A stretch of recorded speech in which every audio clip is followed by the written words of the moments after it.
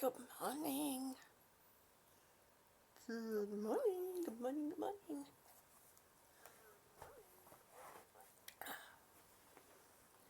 It's Sunday morning. I got my foot stuck. Oh, I need to mute that one behind there. There we go. Good morning. Oh,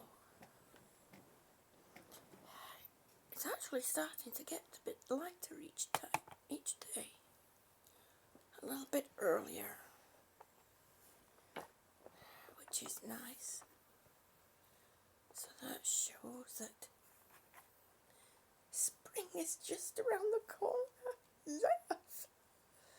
Gotta start some more seeds going. Gotta get them going. I'll plan my garden. Gosh, we've got lots to do for spring.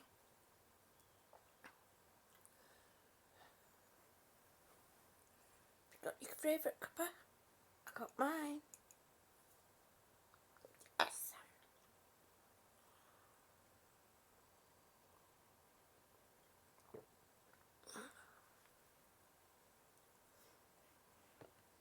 Looks like everybody's waking up slowly today. Good morning. Now I can't see who it is that's peeking in, but the count says there's 3 people. So I'm just going to say good morning.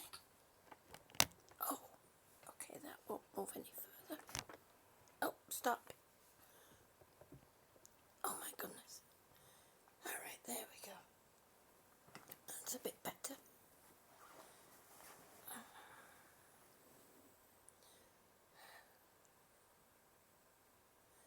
We're not going to have any kind of exercise this morning. Our exercise will be lifting our cups and having a cup of tea, a cup of coffee, or whatever you're having to start your morning with. Okay. Let me. Oh, I don't want that one. No. Okay. Let me let Marie know I'm live because she's waiting.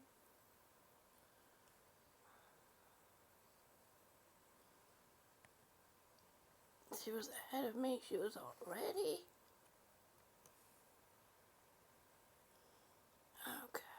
That's that. Oops.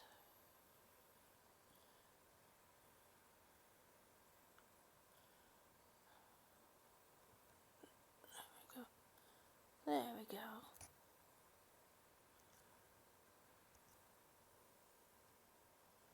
There we go. Good morning.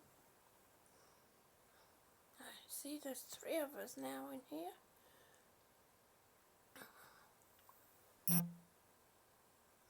And Marie is on her way. Yes! She's a very nice lady. And she's being a regular.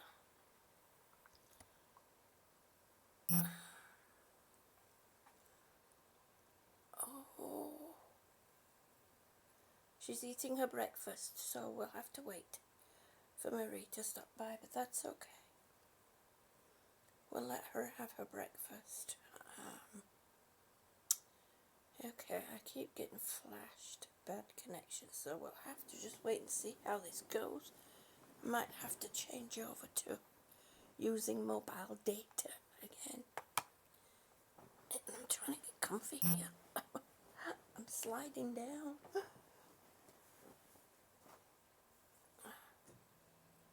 There we go. Oh, no, you don't. Thank you. Don't keep flashing at me. Bad connection, not having it. Not on a Sunday morning. No, we're not. Alright, Mary. You enjoy your breakfast, honey. Oh, I'll see you in a moment. And I was going to, there we go. So, it looks like it's going to be a dreary day, because it's raining out. Yep, it's raining out. It's rather grey right now. As you can tell, it's pretty dark. I don't really have curtains up at my sliding glass. I have what's called, called shears. So light does come in.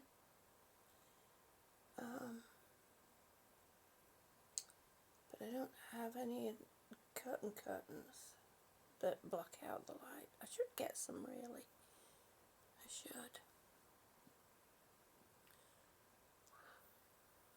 Hi, Glinda. Good morning. Hello and welcome. Scotty, honey. Good morning. Or I should say good afternoon from good old Scotland. Good morning. Good afternoon, honey. I like that big smile you have. I hope you have your favourite cuppa. We're going to have a slow wake up this morning. We're not going to have...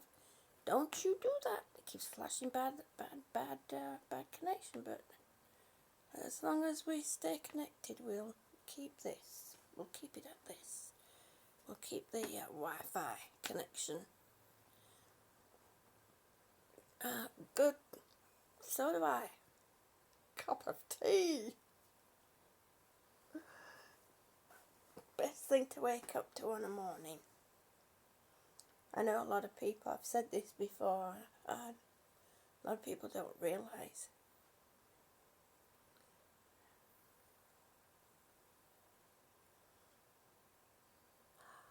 Oh, yes. I thought I recognised the name. I thought I recognised your name, Glinda, but I wasn't sure. I would have had to have gone back to John's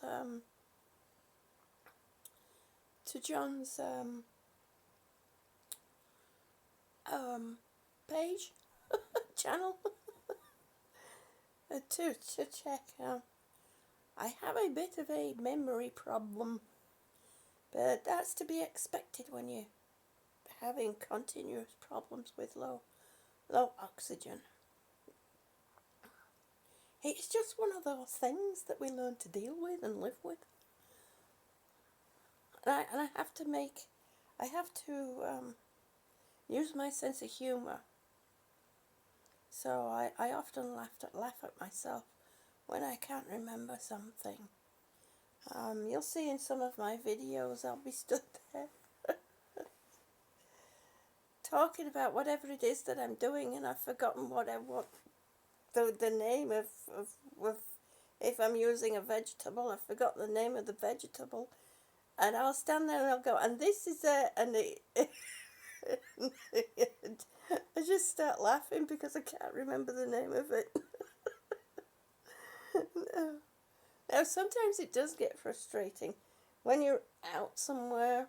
It's not so bad at home, because if they ask for my social security number or my phone number, because that's another one, my phone number is a big one, I often forget.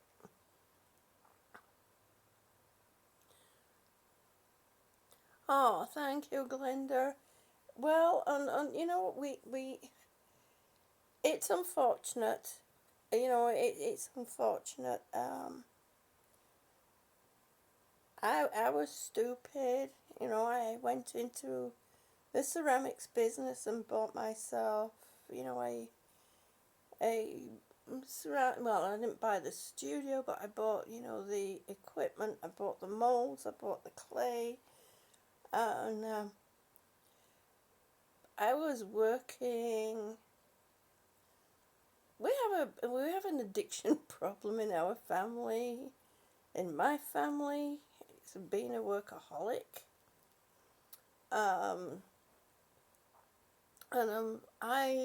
When I got the studio, when I got the store, all I could think of was I need to get this open Once I get things organised and set ready to open, I'll take a couple of weeks off and then do a grand opening.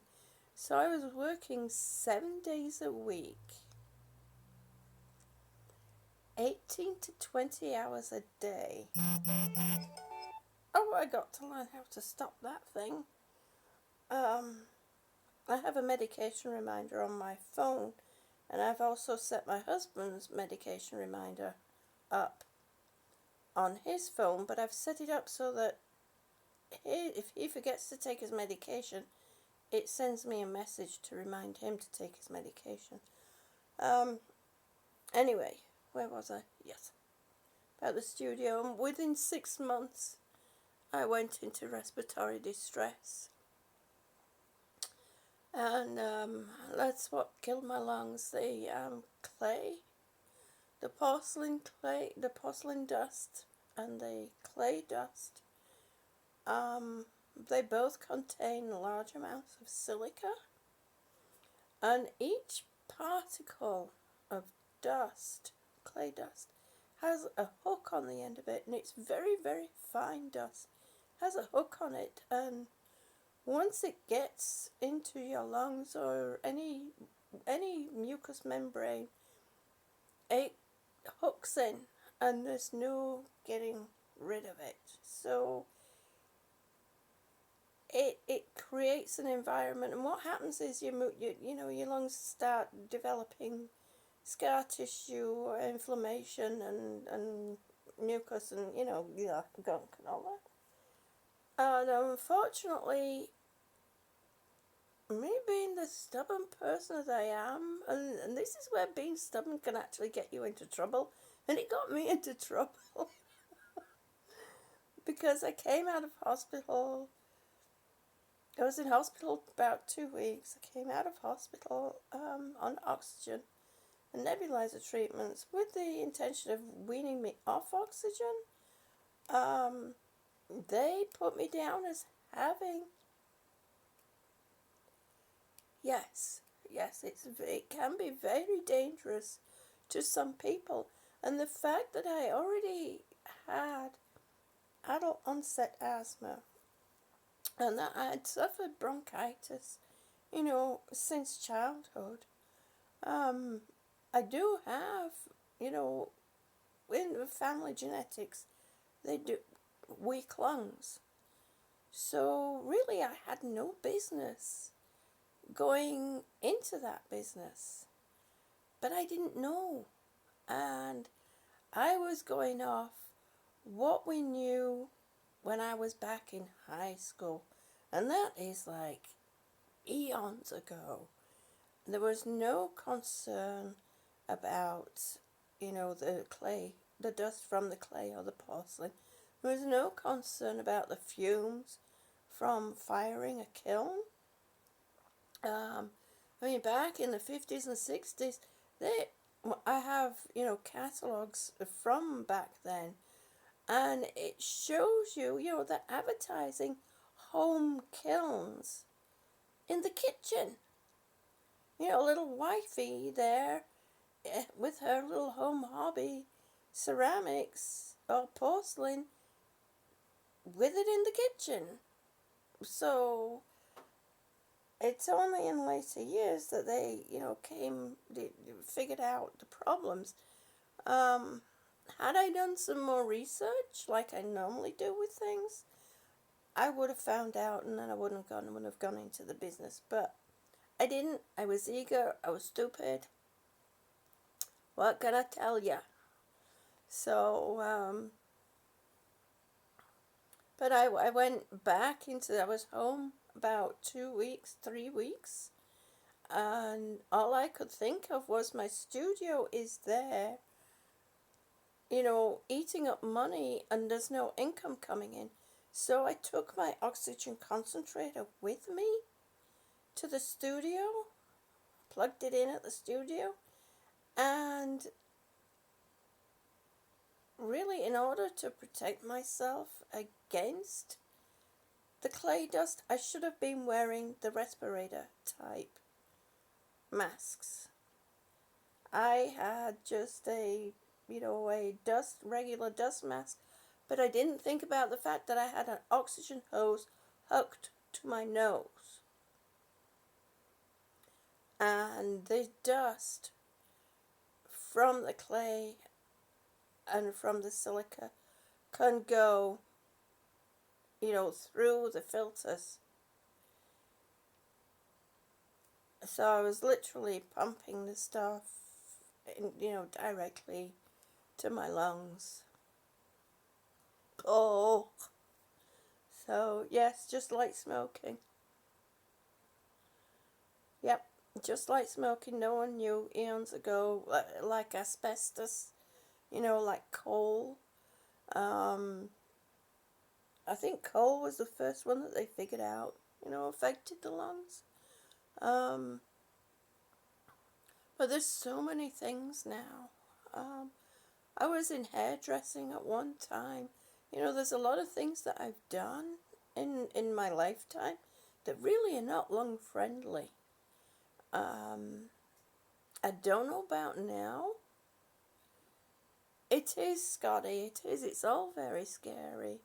And it's not meant, we can't run around being afraid of breathing. But we have to at least be a bit more cautious of what we're doing. When we're young, we're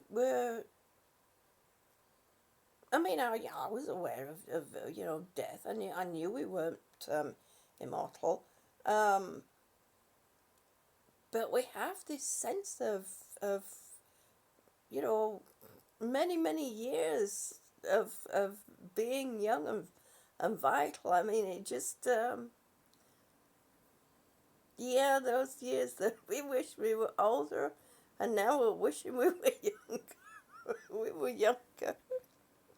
Oh, we are younger. So oh, sorry. Did it again. No. No.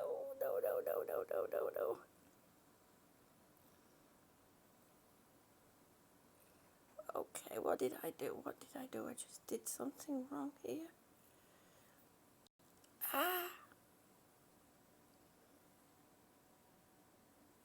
There we go. Are we back? Yes, we are back. I'm sorry, I didn't mean to drop you guys.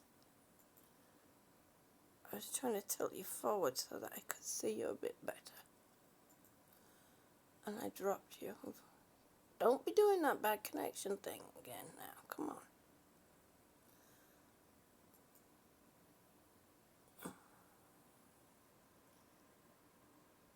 Okay, one thing I need to do is... Okay, that is mute. There we go. Alright, I'm back in order.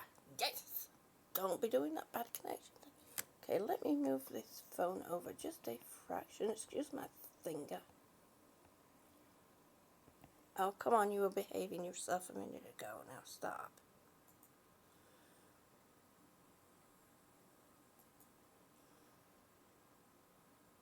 There we go.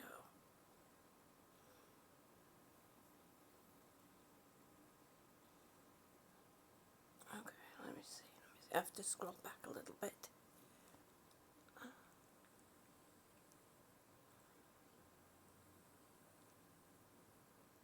You're as young as the guy you're feeling. It's funny, Scotty. I like that one. Sorry, Scotty. I didn't mean to get you in your eye. I did this yesterday. I should have known that, any sudden movement and the phone's going to fall forward. I need to make a coat hanger thingy for my phone to go on here. Milady, good morning. Hello, honey. Yes, I did have a good night, and I hope you had a good night too. Thank you, Scotty. You just missed it, milady. I dropped you all on your head again. So luckily it's not far to go. It just lands on my keyboard on my laptop. Oh, Glinda, I'm so sorry.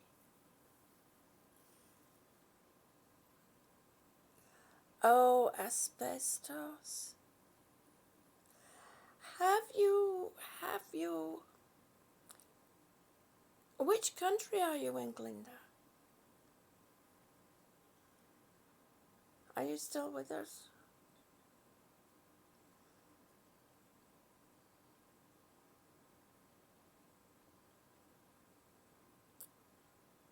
I wonder which country Glinda is, because there are lawsuits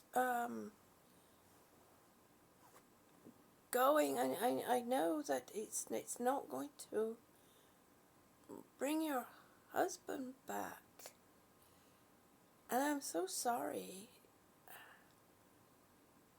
That's so sad.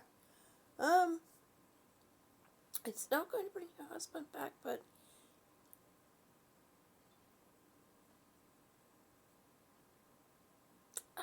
I don't know. I don't know the right word to use. I don't know the right word to use. Compensation isn't the right word.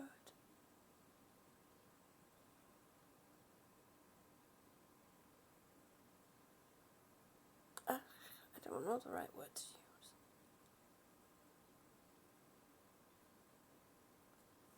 But there's this lawsuits going on.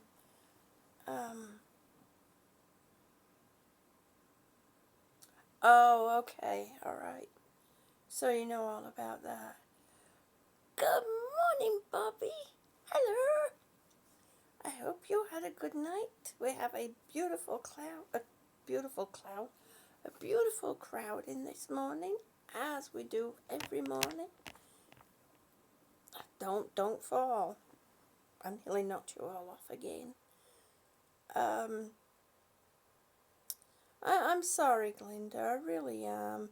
I'd hoped that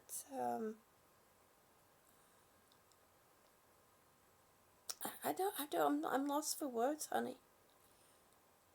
I'm sorry. I'm really lost for words.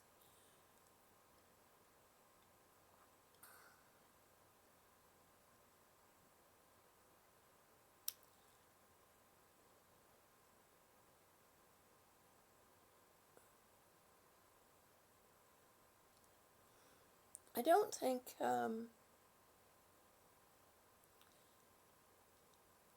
schools now are not as lax as they used to be as far as clay, and especially firing the kilns. They have proper ventilation now. They don't fire them in classrooms, while school is going.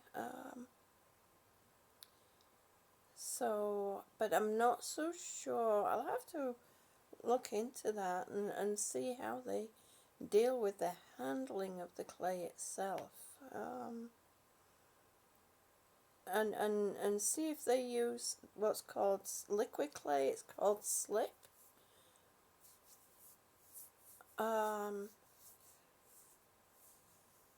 Sometimes it has to be, made from powder and water added. Sometimes it comes, in big buckets already made up, but once that dries, oof, the dust of that really is very fine, and it gets in everything. I mean, absolutely everything. And I didn't realize I'm traipsing this stuff to and from the studio. It's on my clothing, it's in my hair. Everything I used, it was on. And then, of course, when I eventually closed the studio, because I had to finally admit to myself that I could no longer do it. That was after 2 years of being stupid.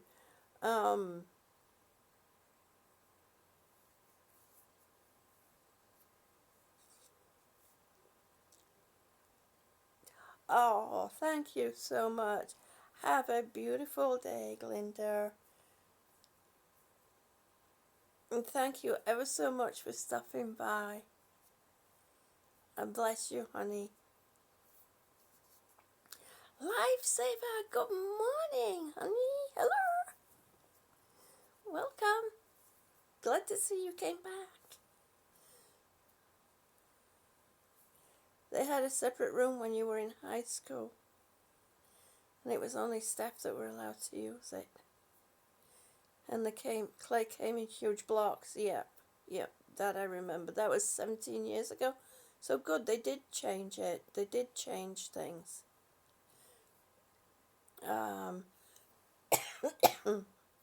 So they have changed that. Did they teach about the dangers of the possible dangers of using dealing with clay, especially slip, the liquid clay? Scotty? Because there was none of that when I was in high school. The only thing they taught us was, if you hadn't finished your work on the clay, then you just wrap it in a wet cloth. That stops it from drying out. Oh, good. I'm glad you stopped by yesterday, Lifesaver. That's okay. You don't have to chat every morning. You don't have to chat every morning. That's fine. That's fine. And I'm going to say good morning. Hopefully, I've sent some messages out to a few people that are not on Facebook. Well, they're on Facebook. They don't get the general messages on the page. Not when you were there. Yeah. See. So they probably were aware, they were made aware of the dangers of firing. Oh,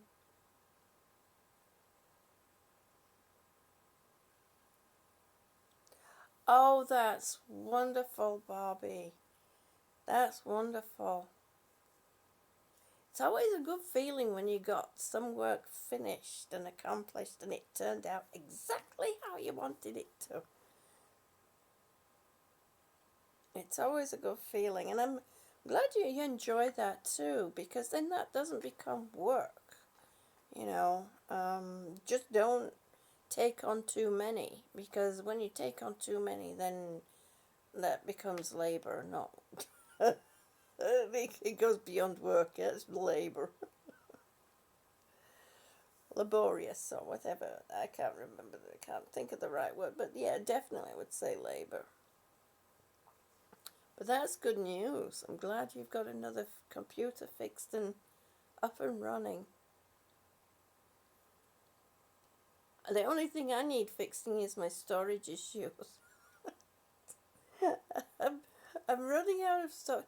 I don't know what I did wrong, because on Google Photos, it's supposed to be unlimited storage if you have it set to, I forgot whatever it is, but I have it set to the right setting.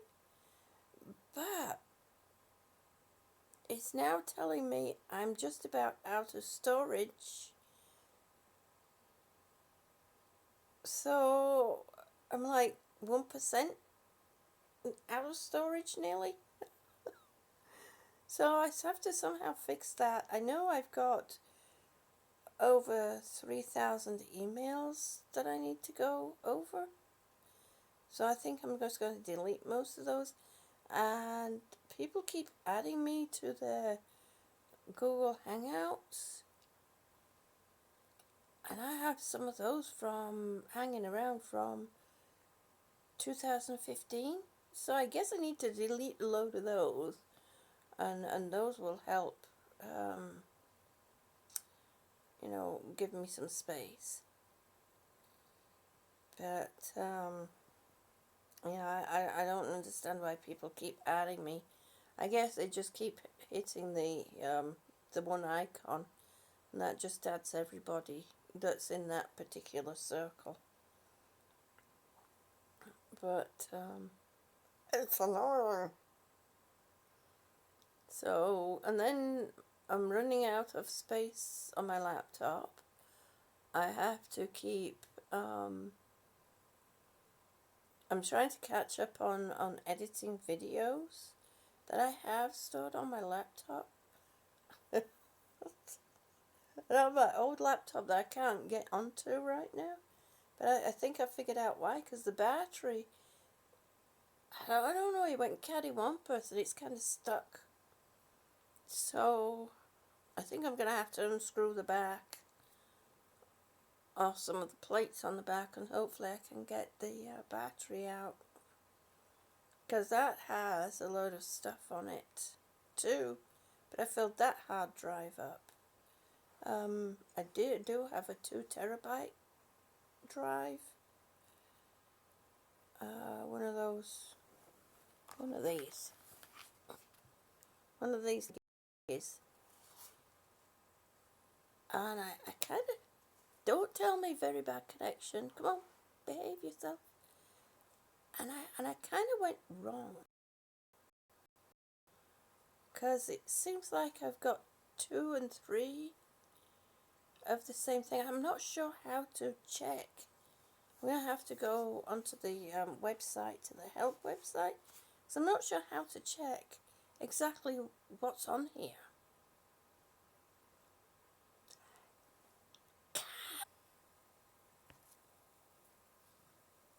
Okay.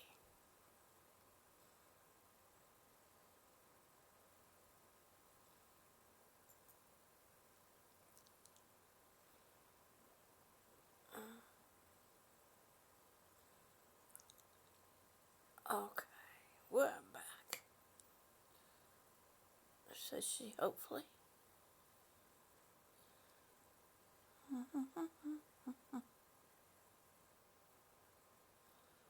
Oh, stop. It's being naughty. Alright, Scotty, that's an important thing to do. Must make sure the pooch is happy. No, I don't, milady. Do you have a piece of paper and a pencil ready?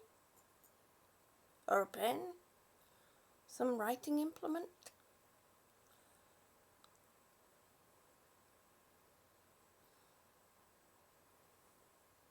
Because if you do, I can give you something right there that you can copy down, and I can delete it when you let me know that you've got it.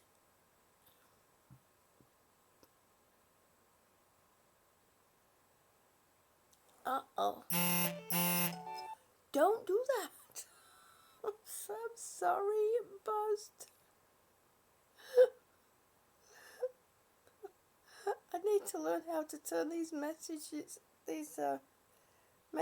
off when I'm on live. Oh dear, did I lose you, Cassie? Louisiana Therapy, good morning, honey. Hello. It's good to see you this morning. Okay, oh no. I'm sorry. Okay, that's Google.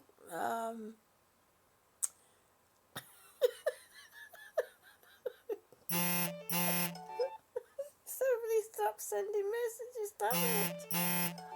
Oh my gosh. I don't know which app it is that's sending that. Thank you. Okay, milady, do you have it's off again. Oh gosh. You sound sounds like it's a bit windy, doesn't it? Sorry, I couldn't help it. Milady, do you have a writing implement and some paper? Because if you do, I shall type it in, because I can delete it after you let me know that you've got it.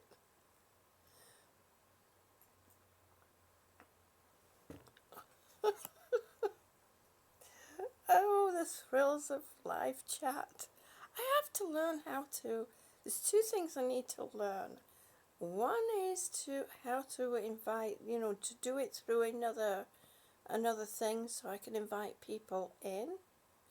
So I'm not sat here by myself, because it's kind of weird. It seems a bit egotistical to me. And I'm not at all about that. And the other thing I need to learn, I must get in touch with my other friend in the UK, and she'll walk me through how to switch off the message thing, so it won't be farting its way through. So I won't get trumped. You didn't hear me again. I'm sorry, honey. Okay. If you have a right now it's stopped. Now don't make that noise again. I'm telling your phone. If you have something, get a pen and piece of paper, and let me know when you do, and I'll type it in. I'll type it in the chat, and then let me know when you've got it written down, and I can delete it.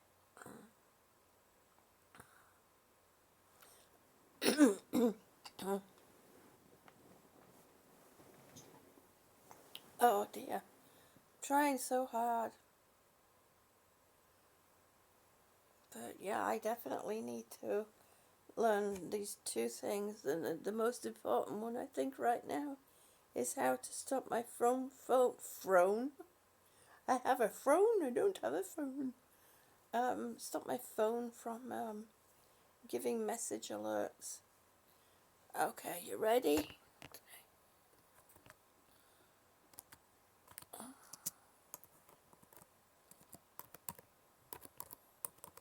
I should have had this set up.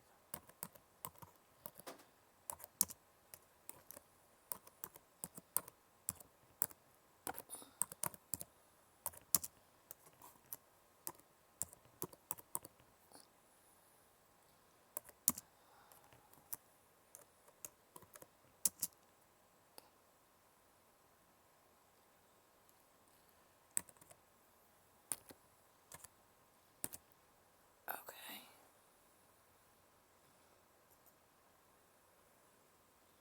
There you go. Let me know when you've got that, honey, and I shall delete it.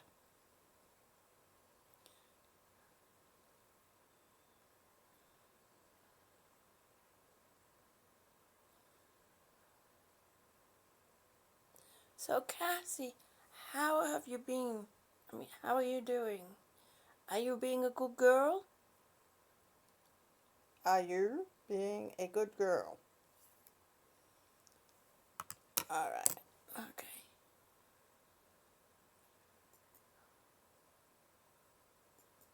There we go.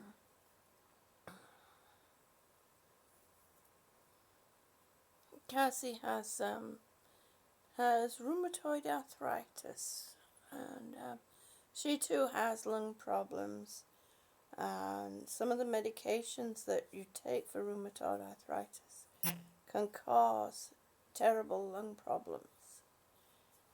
But she's kind of a bit like me, and she kind of second guesses as to, well, not kind of, she does. The same, I don't do this anymore. I used to, but I don't anymore. She second guesses as to whether she needs to call for an ambulance or not. A doctor once told me that if you're questioning, if you feel you need to call for an ambulance, call for an ambulance. And if you start questioning whether you need to call for an ambulance, then something's really wrong. because you can't second guess yourself when you're that sick. You can't, your brain doesn't make sense. So you really shouldn't, Cassie, young lady. Are you listening to Mother? If I wasn't so far away, I'd be whooping some ass over there. Asp. So, but she's a very sweet girl. She makes soap, which is something that I would like to do, but I have to everything else to get sorted out first before I try any new hobbies. I'm the kind of person I like to do so many things, and it's all part of having ADD. You go from one thing to another, and it's also part of OCD. I can still hear my mom now. June Marie, finish what you're doing before you start something else. Yes, Mommy. I never did. I think that's why I love gardening. Besides the fact that it gets me out in nature and it gets me out of the house, is that it's forever changing. And there's no pressure for it to be finished because it's never finished. You can't finish it. It's always ongoing. It's forever changing. And I think that's why a lot of the jobs that I've had were not... Oh, I once had an office job. I would get my work done and I would sit there and I would get bored. And I would start doing stuff. I'd start fidgeting. I'd make aeroplanes. I'd start sending aeroplanes with messages across the room. Because I couldn't really leave my desk for any length of time. Because I was supposed to answer the phone. And, back then we didn't have the mobile phone, those phone hand receivers that you could walk around with in the house. We didn't have anything like that back then. It was all the ones that were attached with that curlicue cord, So it's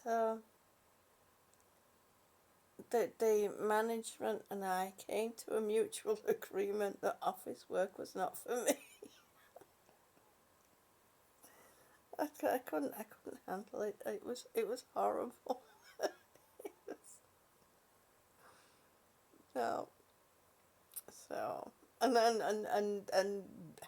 dealing with this has been a real test to my patience.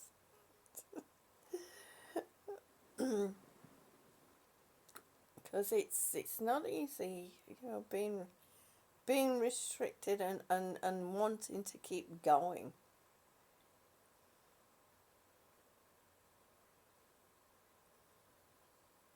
Oh, that's okay, Cassie. I'm saying, how are you doing?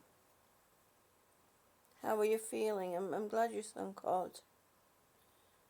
Are you behaving yourself, my dear?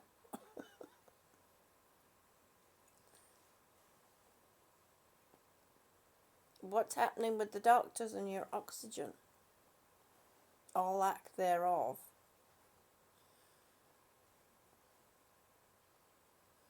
It seems that not much has changed over in the UK, as far as doctors are concerned. Oh, I remember. I was given a letter, and I don't know why.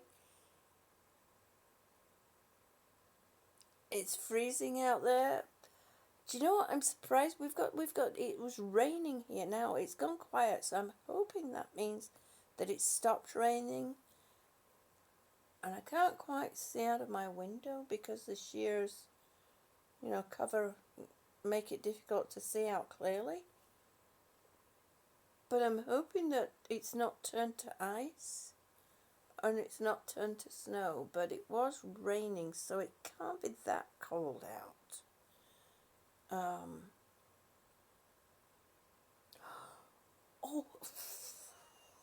-4. Oh, that's a bit cold, Scotty. Oh, shoot. That's too cold.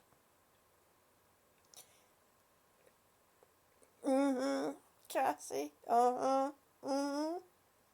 Yeah, I see you got your fingers crossed when you type that.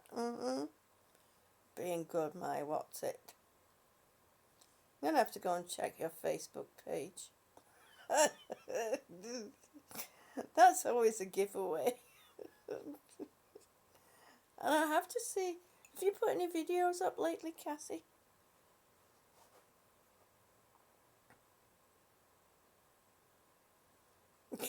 You're avoiding antibiotics. No. Are you avoiding antibiotics because you're being well, or are you avoiding antibiotics because you're trying not to go back on antibiotics?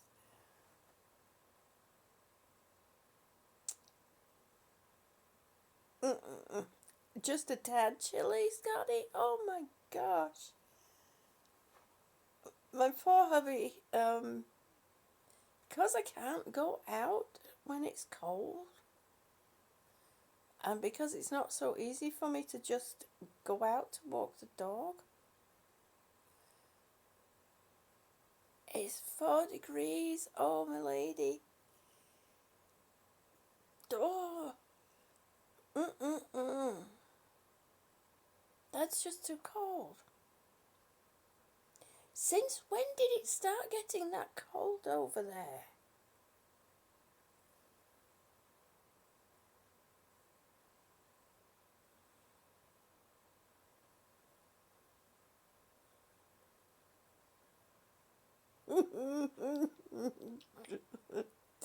I love you too, Kathy, honey. But please. Yeah, I wish you could teach me too to do with this out, but I can't really afford to do anything new right now. I'm trying to, kind of hone my on what I need to get done now, and then once I've got that done, then we'll go on to move. Well, yeah, I know that, Scotty, but heck, -4? When did it get that cold? And I know that you're not a that chilly of a person. That you're in the negative aspect of being chilly.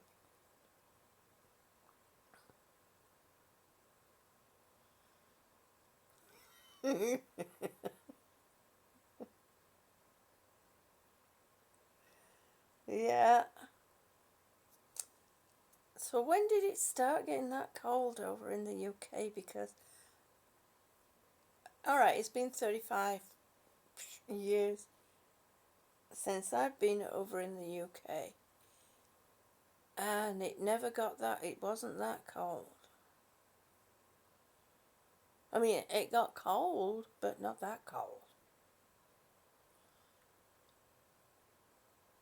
My hubby now has one of those, because he's getting old in age.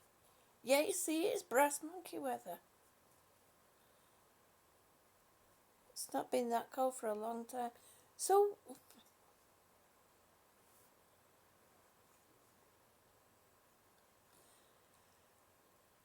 oh, sorry, oh, yeah. Couldn't hold that one back. It's not often I get to yawn. Yes! I had to yawn. Normally it just kind of peters out, you know, it's like it starts and then it just peters out. It's like, oh, I just want a good yawn. Yeah, I don't remember it ever being that cold when I was over there, when I lived there.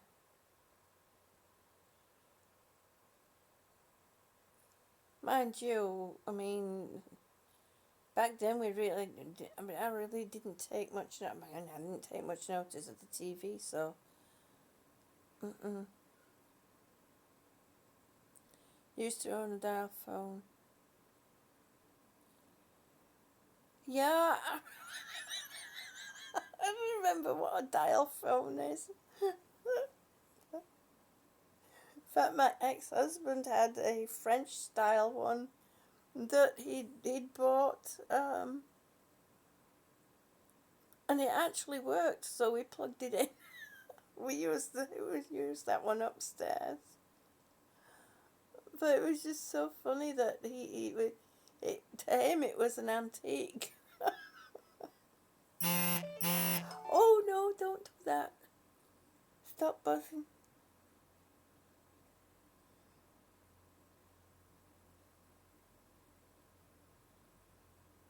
Ah, Cassie.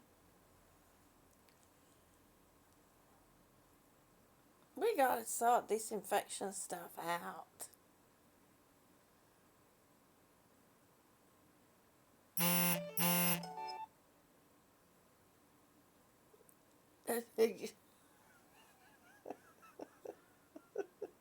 I'm addicted to oxygen. Please give me it.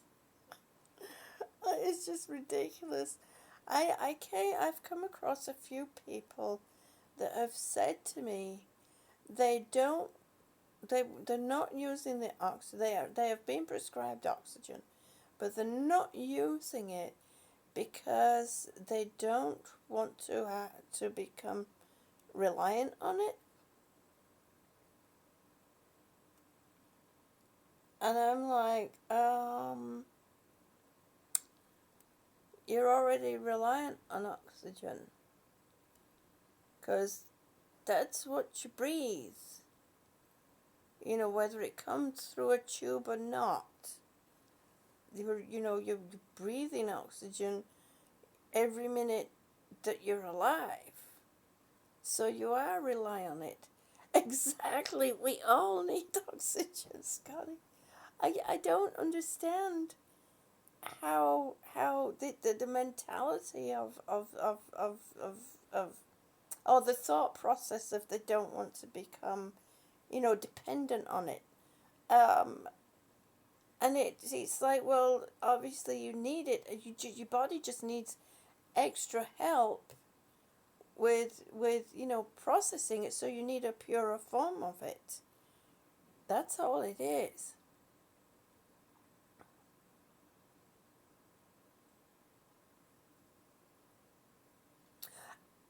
See, I knew there was a reason why I wasn't getting anything, and I should have contacted you, and I'm sorry I didn't, Cassie. You and I have to have a chat one-on-one, girl, and see if we can figure this thing out and stop this. Um,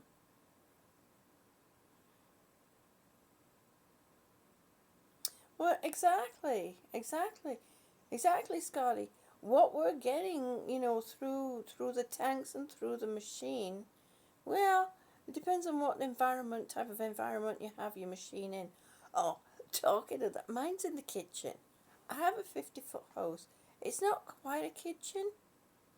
It's a well, it's the kitchen dining area.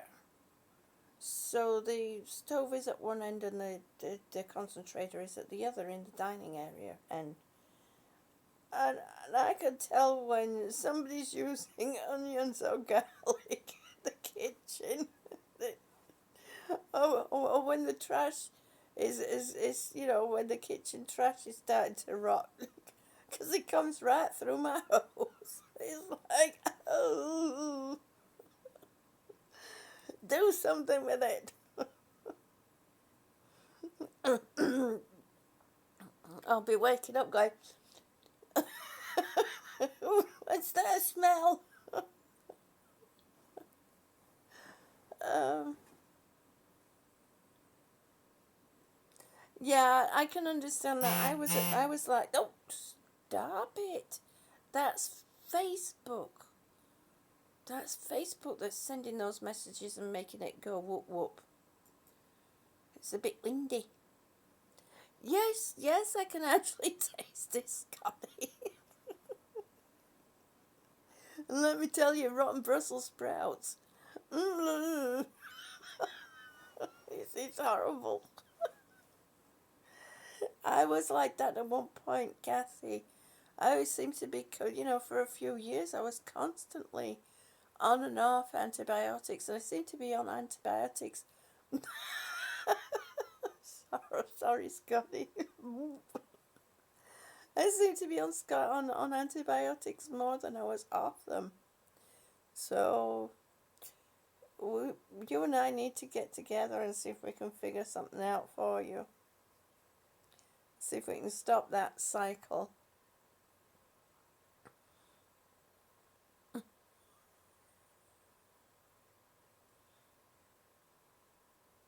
The hospital said you did. They didn't want you to become dependent on the hospital. The people at hospital actually told you that, Cassie? That they don't want you to become dependent on oxygen? Well, that is absolutely stupid. That is so stupid.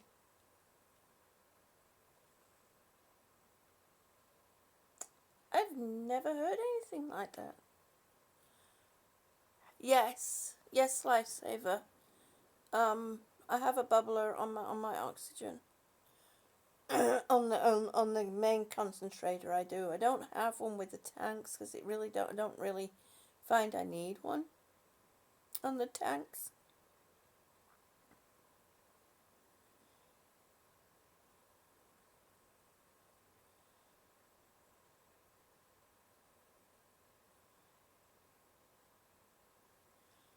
Yeah, I thought it was well. I need to put my glasses back on. I can't see. I look like I'm peering.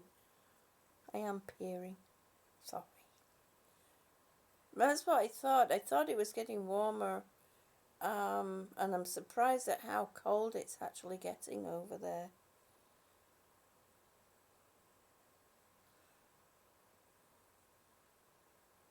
Yeah, lifesaver. I have to have a bubbler because if I don't, it gets too dry. And the funny thing is, even with the bubbler, my oxygen goes through the trilogy. And it doesn't go through the trilogy itself. The way they set it up for me is the oxygen. Let me get that.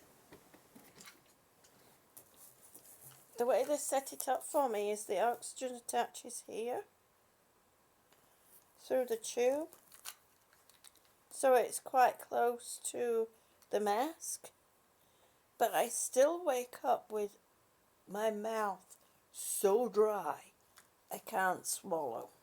It's horrible.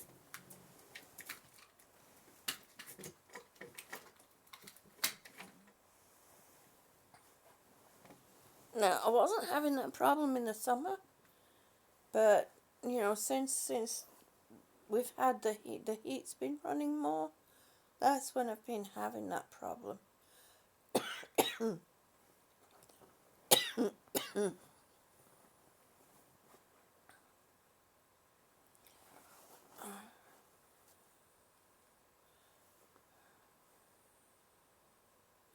I'm on 3 liters, lifesaver.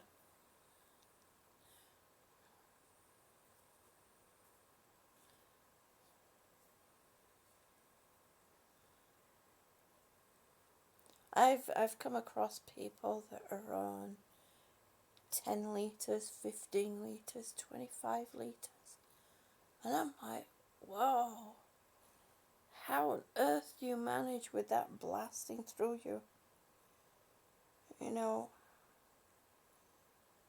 I guess I don't know. I mean, do they still use a cannula? at that level, at 25 litres, at 15 litres and 10 litres.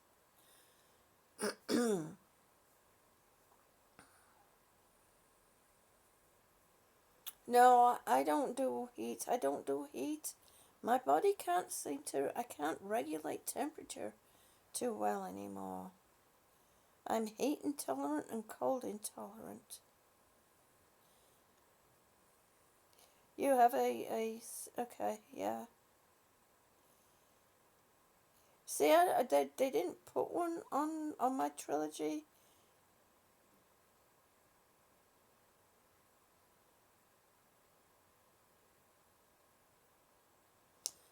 Um, no.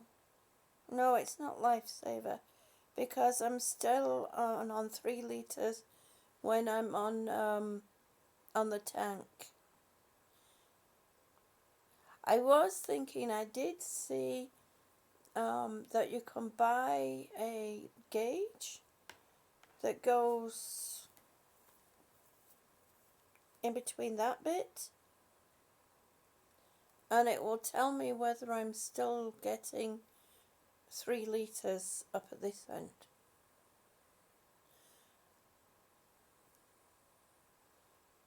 All I know is it was originally 2 litres and then eventually it went up to 3 litres.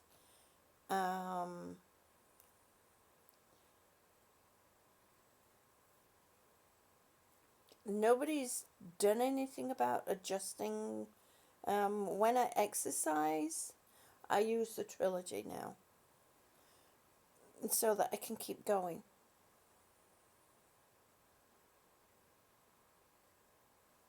Yes, Scotty, it's important. And that's the other thing with not having enough moisture.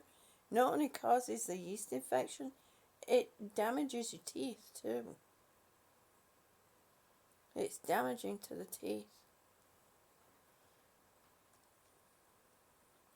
Another thing, if you're using puffers, if you're using breathing treatments, they say rinse your mouth out after treatments, but I found, yes, the steroid, that's what I was just going to say. I found that I have to go that one bit further than just rinsing my mouth out. I have to lightly brush my teeth.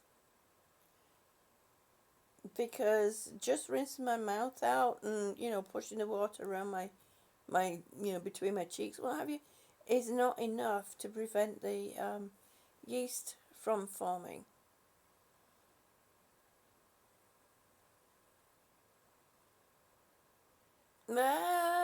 Cassie, no, you shouldn't drink. You should rinse and spit.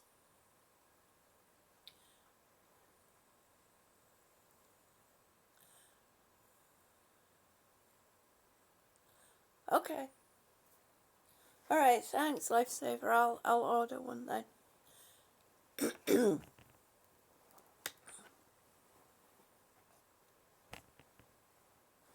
I'll order one. Because I know I can't exercise just using I can't exercise just, well, I can exercise, but I'm not really doing more than, how can I put it? I might as well just walk a few extra paces around the house, for the benefit of what I feel I'm receiving from, exercising, just using my oxygen. Whereas if I use the trilogy, especially when I'm on the gazelle, I can actually go faster. I'm actually quite fast on it. But that's using the trilogy. If I use the trilogy, I might as well just keep walking around the house. Because I really can't go. I really can't pick up any kind of speed, and I can only go so long before I start, losing my breath. And that's I'm using the cannula. So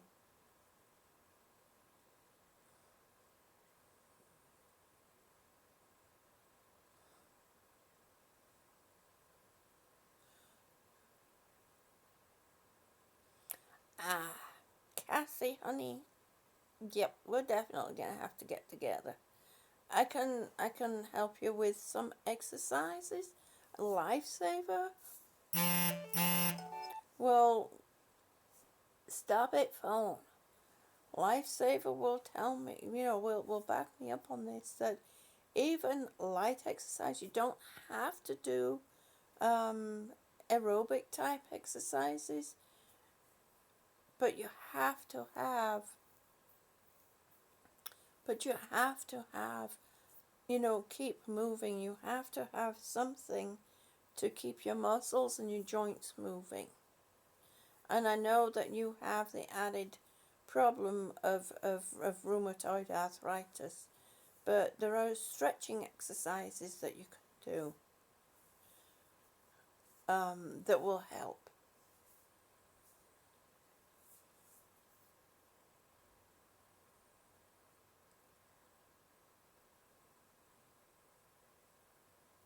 Yes, swimming would be very beneficial to you. But we need to get you over this hump of the infections. And that could be another reason why you're getting infections a lot, is because, you know, not having the movement, you're not moving the maybe I'm wrong, maybe I'm not. The lifesaver will let me know, but I have a feeling that, not moving around, you're not moving stale, it's not as easy to move the gunk out of your lungs.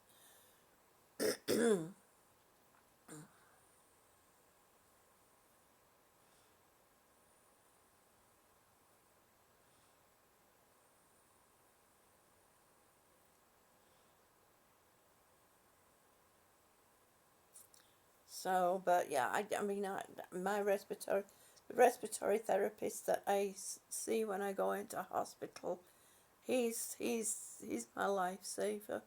He's the one that helped me turn the corner with my breathing,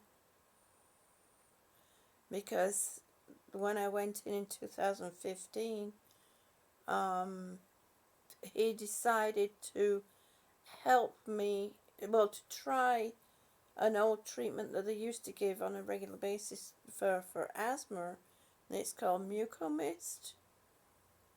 And oh my lord, I thought he was killing me, but it helped me. It broke down everything that was clogged in my lungs. I mean, I was coughing up little tiny plugs of clay dust that had got packed in there. And that really helped me turn the corner, is getting rid of a lot of that gunk that was in there. Now I have, yeah, I know my husband forgot his medication. That's a warning. So now I have an oscillating vest to help me keep my lungs clear.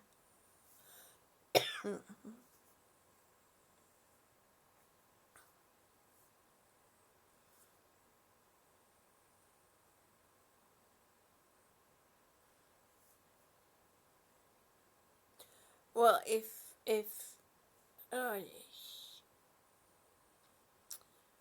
Cassie,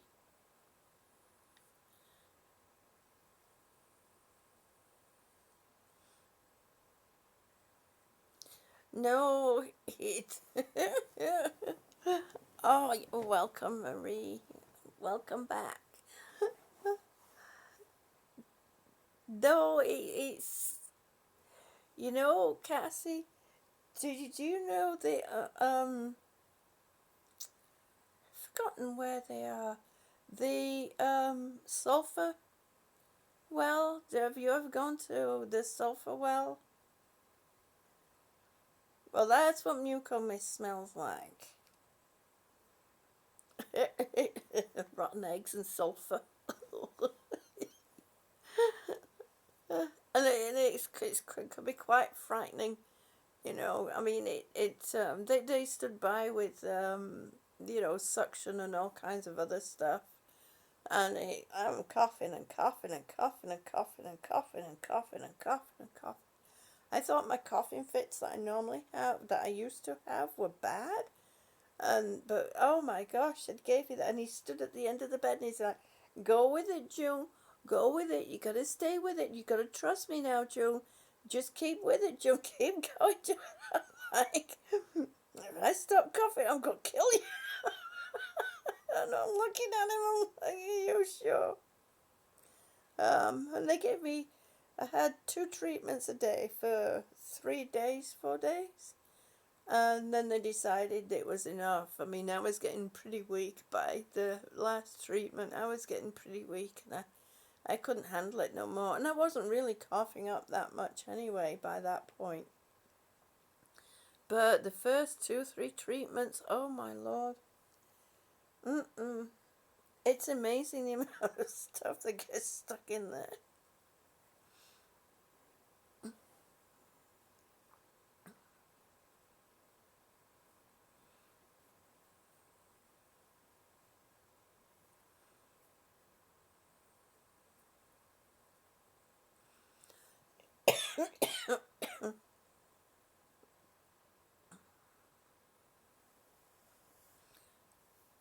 I'm running out of speed.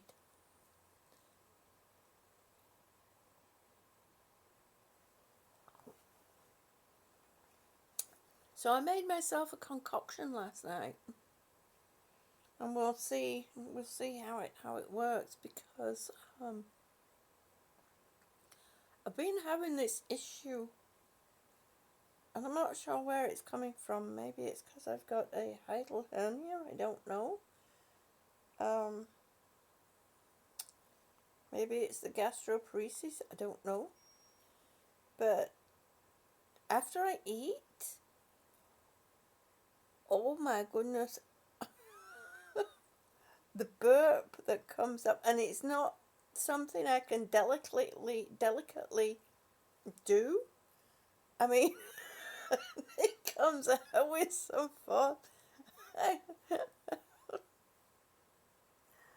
I could make a drunk sailor proud.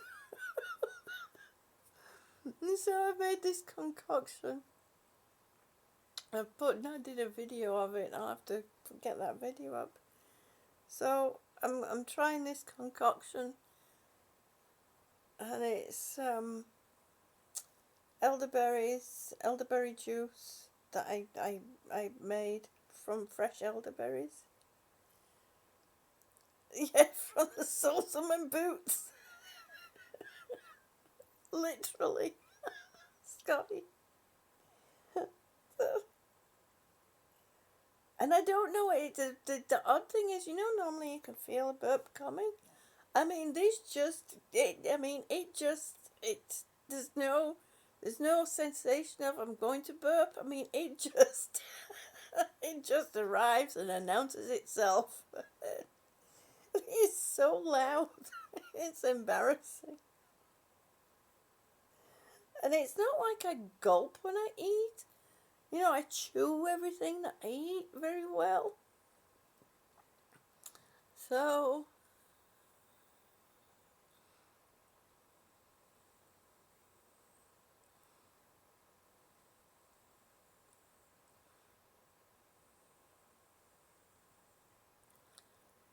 oh no.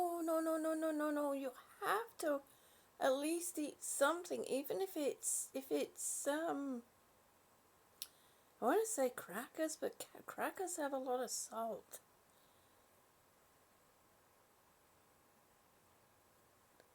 Yeah, but I know you need to lose some weight, Cassie, honey, but losing weight that much?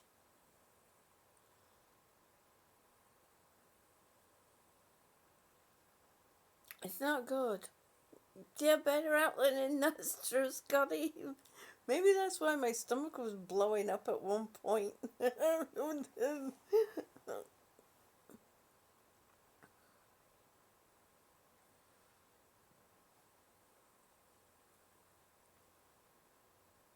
Well, beans on toast might be a bit, yeah, I was going to suggest some clear broth too. Either vegetable broth or bone broth would be good. So, if anyone in your family cooks a chicken, tell them to save the bone. Oh, it's the hernia. Ah, well.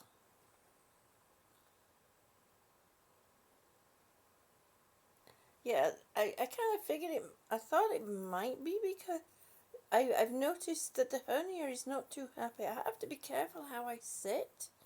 I have to make sure I don't like crunch down on my sternum there. You know, I have to make sure that I sit up straight.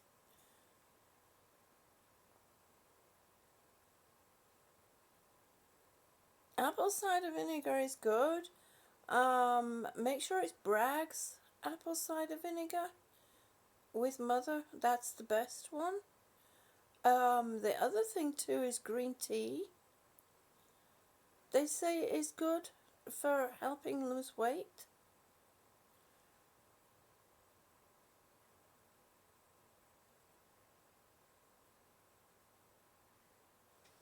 Now, one of my concerns is, of course, when I start the process for the transplant again with a new transplant center, they're obviously going to do an upper GI and lower GI. My concern is, I guess there's a lot of people out there with hernias. I don't know whether I should mention that I have a hiatal hernia or not. I'll just let them find it. After my last experience,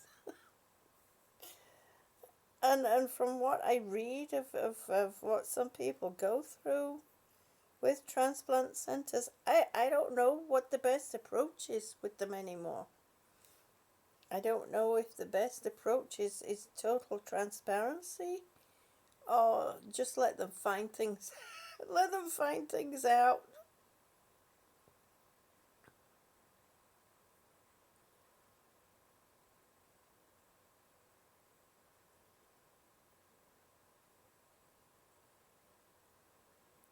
Well, that's good. That's good. Having superfood items in your just play dumb. That's what I was thinking, Scotty. Oh, I didn't know that. I wasn't having any problems. I probably best delete this video when I'm done. I'll just cut that bit out. Oh, yes.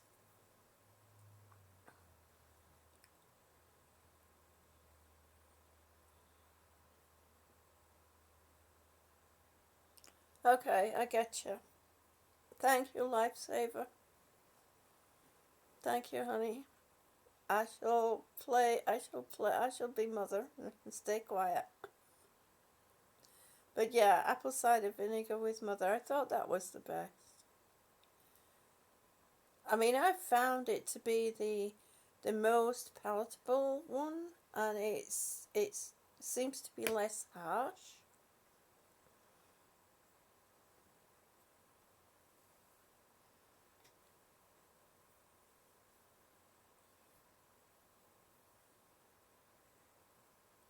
Yes, our skin is the biggest organ. That is true, Cassie. And that's something that, again, like our lungs, it's something that we don't think about because it's always there. Um,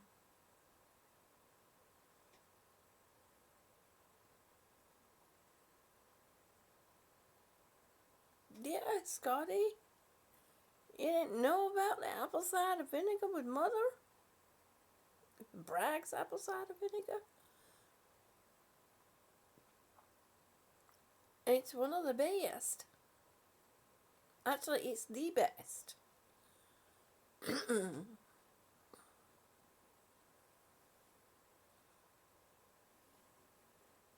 Yeah, I think I'll do that too. I think I'll do that.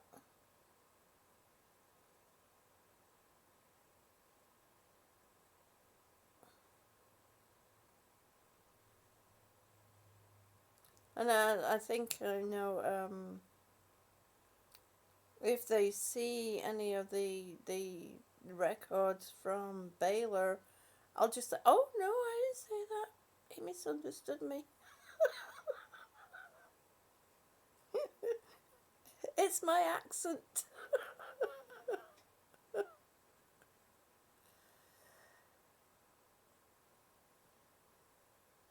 Yeah, that's true. Now, you see, I my phone. I don't know why it makes me jump every time it does that. Oh, Lordy. Now, I will admit, the last bottle of apple cider vinegar we had, I didn't shake it up good because I wanted to try and save the Mother on the bottom, because I wanted to try and see if I could make some more apple cider vinegar from that. And of course, that's still sitting in the closet there right now, in the kitchen cupboard right now. I haven't got to that yet because there's everything else that I'm trying to get done in the meantime. So I'm still stacking projects.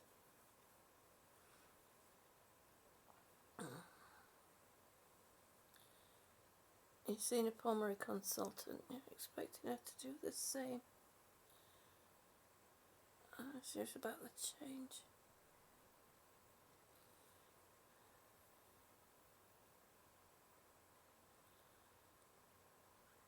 I don't understand that, Cassie. I don't understand the wait and see what happens. Do you get copies of the results of the CT scans, Cassie?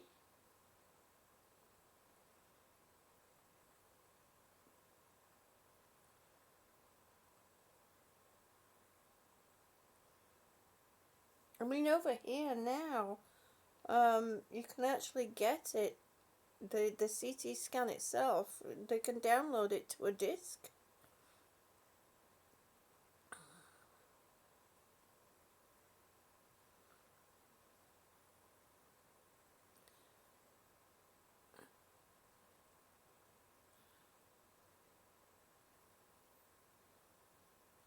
Or you can ask for a copy of the report, and you can get a photocopy of the report.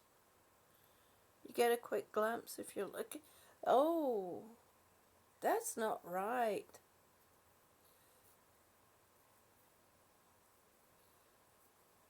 That's not right. I mean, that is wrong.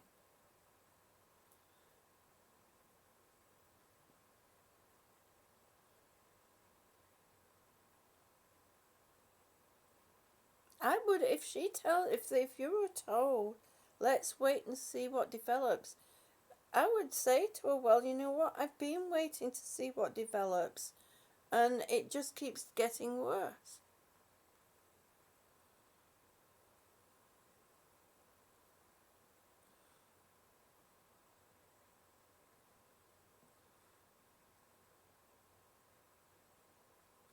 You see, that's another thing I've come across too, Cassie. That happens over here.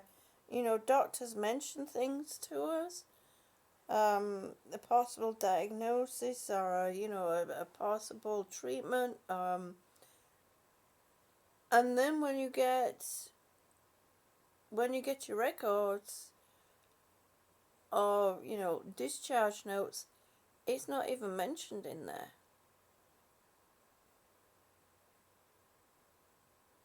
It's like, if you're not going to put it in my notes, don't mention it, because then it makes you look stupid when you mention it to somebody, another doctor. Makes it look like you're making things up.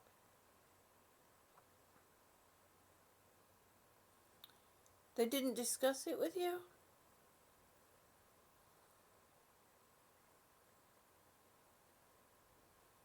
It's just not right. I don't understand it.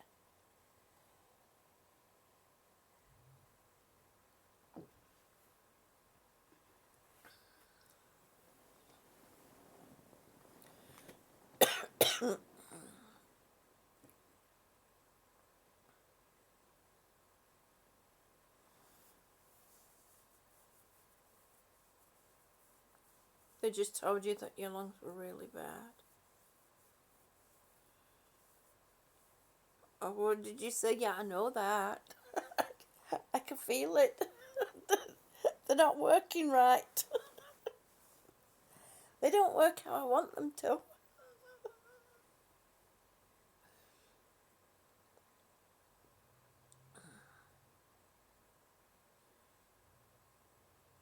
I'm sorry, honey. I'm sorry that you're having to go through that, but maybe it's time to put your foot down a little bit and and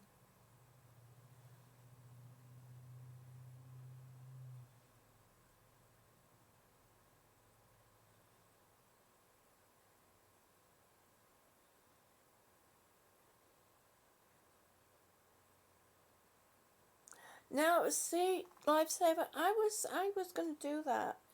Because when I went to the pain clinic a couple of months ago, Lee, honey, good morning, hello. It's a beautiful morning. Well, it's been raining out and it's a little grey out, but it's a beautiful morning because we have a beautiful crowd of amazing souls right here. That's why I'm blue. I can't breathe. Tommy, yeah, you've got it. No shit, Sherlock. I use that all the time, Marie. I always say, well, no shit, Sherlock.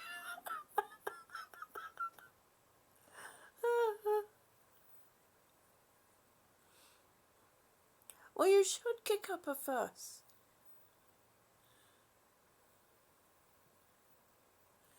There's a certain way of kicking up a fuss.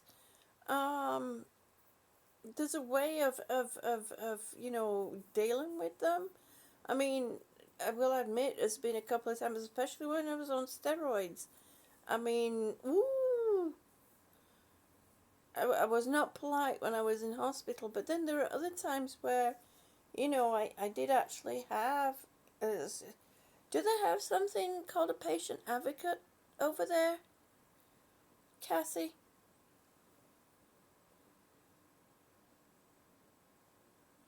You've just stopped the steroids. So you know what I'm talking about. Scotty knows what I'm talking about too. Okay. Uh, okay, next, the steroid, it is bad. It is bad, Lifesaver. I when I am on steroids, especially on the, you know, it might not seem like a lot to some people. When I'm on the 30 milligram, Emma, good morning, honey. Welcome. I'm glad to see you back. But the 30 milligram, when I'm on that several times a day, oh man, it's this little devil comes out and it's just not nice. And the slightest thing can trigger it, and it's like, please just lock me in my room until I'm on the lower doses. Just, just, just.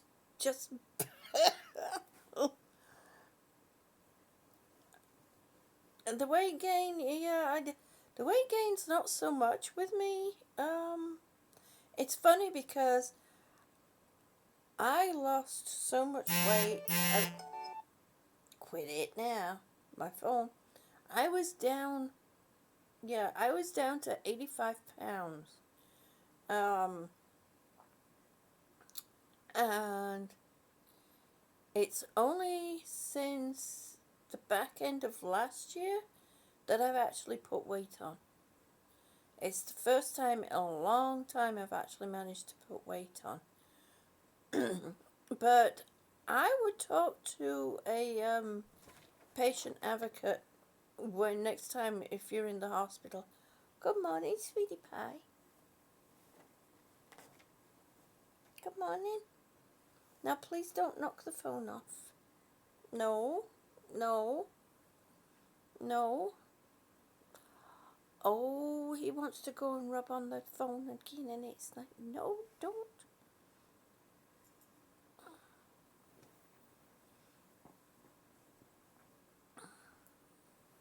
You've been on them 18 months. Oh my gosh, honey.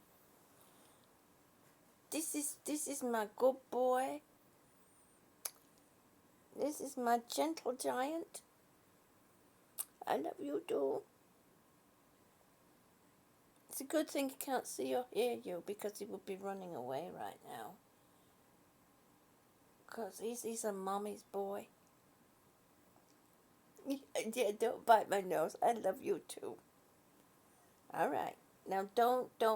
When he spends his night on my bed, but then he'll go and visit his brother first thing on the morning. When he comes back, he feels that he has to rub his chin on everything. And it's like, no, nobody's been here. Well, we all have some form of, majority of us have some form of lung disease. Good morning, Norma. So good to see you. You've made it. Yes. 9:55 and my dog's not up yet. She hasn't been out for her morning walk yet.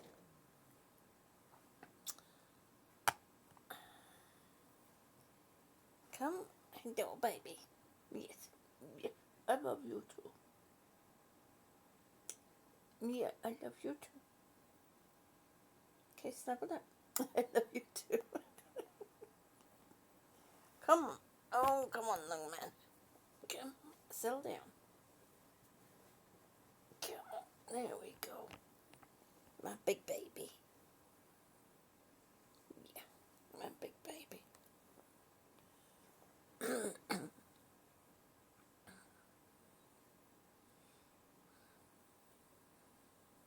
We have a lot of people in here, Norma, from the UK.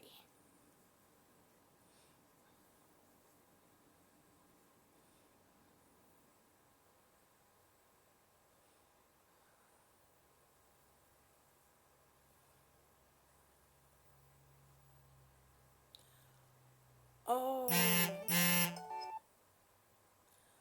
oh, I'm sorry to hear that. No, Norma. I'm lucky that he doesn't, Um,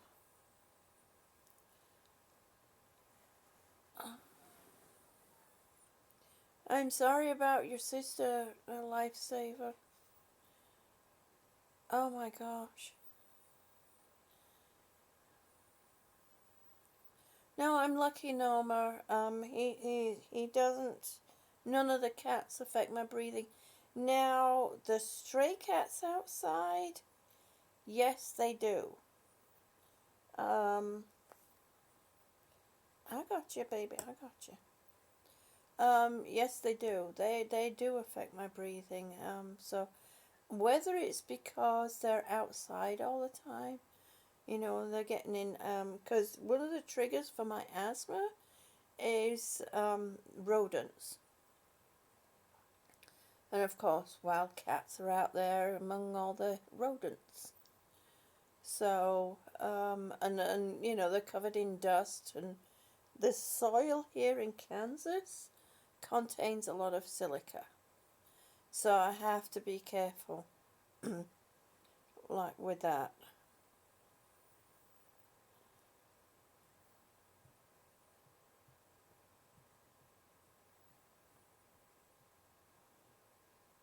Yeah, you're lucky that way, Cassie. Now, could that be why you're having eruptions on your skin? Is it due to the cats? Do you hear that? There's a bird outside.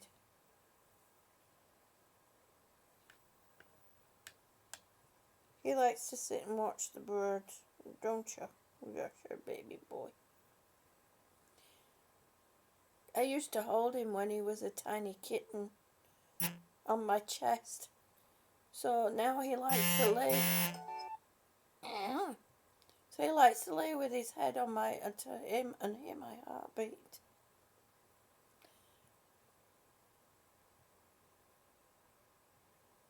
Mm.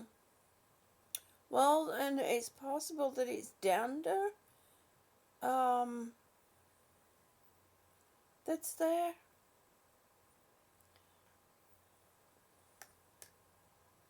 Your house is like a zoo.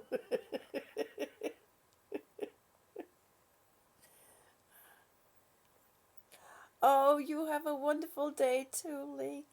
Thank you for stopping by and have a good breakfast. You have a good day, honey. Thank you for stopping by.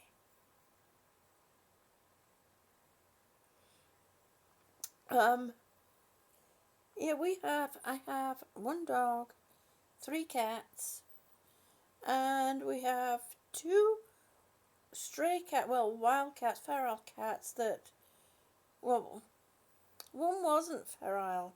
She turned feral. She's actually our neighbour's cat. All right. She's actually our neighbour's cat, but she came to live on our doorstep about 5 years ago, and she hasn't left. And then there's the stray cats that come around. There's one stray cat that has made friends with the she's a tortoise shell. And they're actually like a little married couple. They actually lay cuddle together. We have some nice, we have a dog house out there. We have a cat igloo out there. And then there's a large dog igloo out there that we've put bedding in and what have you to make it comfortable for them to be warm in. I used to have a cockatiel. One dog, one cat, one dwarf hamster. A dwarf hamster. Oh my gosh, they are so cute. 2 guinea pigs. And Dr. Dolittle. That's my favourite book. And my favourite movie, Dr. Dolittle. They're my favourites.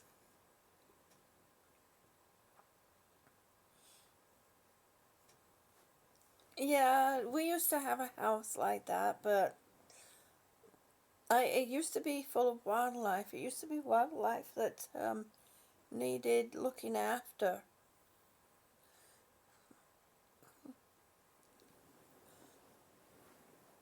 They're all worth the wheeze. Yeah, that is so true. That is so true.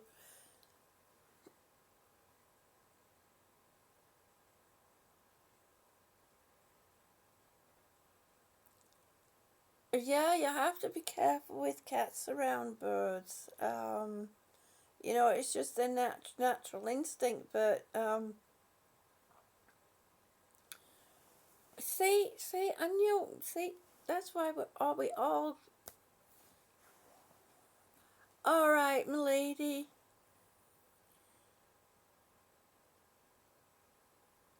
I'll talk to you soon, honey. Thank you ever so much for stopping in. Have a good dinner and have a good evening, honey.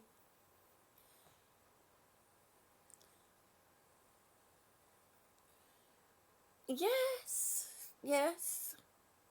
Animals are much nicer than most people. I will say that. Yep. But it seems like we're all of the same type.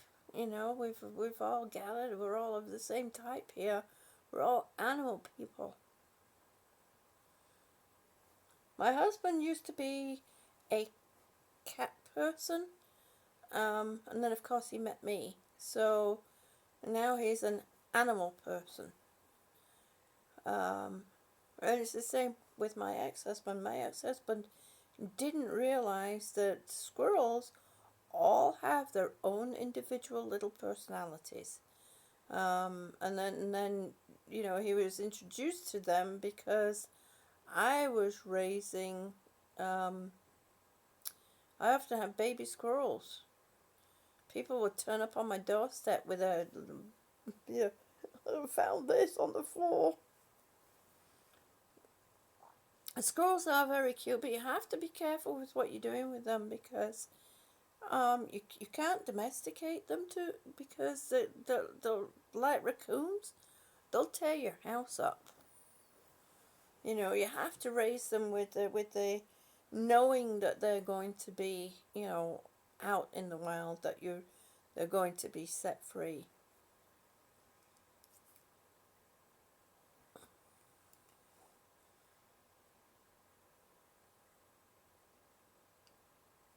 Yeah, I just love squirrels and ducks. Oh my gosh, I've hatched ducks from eggs. No, I didn't sit on the eggs, but I still hatched the eggs. And I remember the first duck that I hatched, the egg pipped, and I sat there all quit it phone. I sat there all night long waiting for this. It would peep, peep, peep, peep, peep. And I would talk to it, and it would peep, peep, peep, peep, peep back at me. And I could see it was making the cracking the shell all the way around. And then I fell asleep. I was waiting for that moment that he was going to pop out of the shell. And I fell asleep. I was like, oh, I missed you coming out of your shell. I slept through it.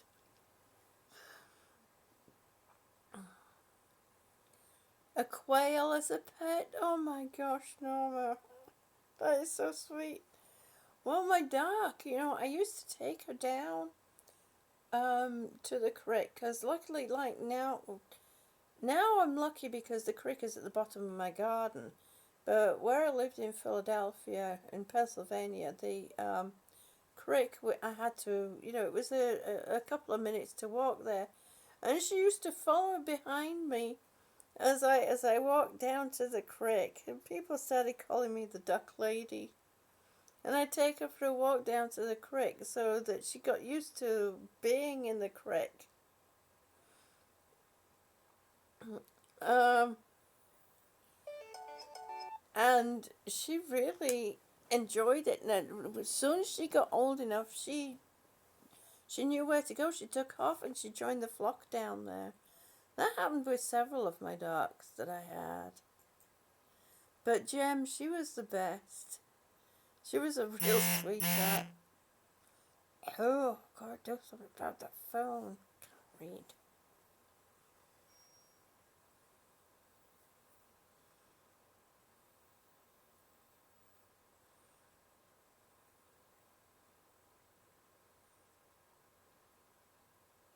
Yeah, I know, Cassie. I just haven't figured out how to turn the notifications off. I don't know where to go.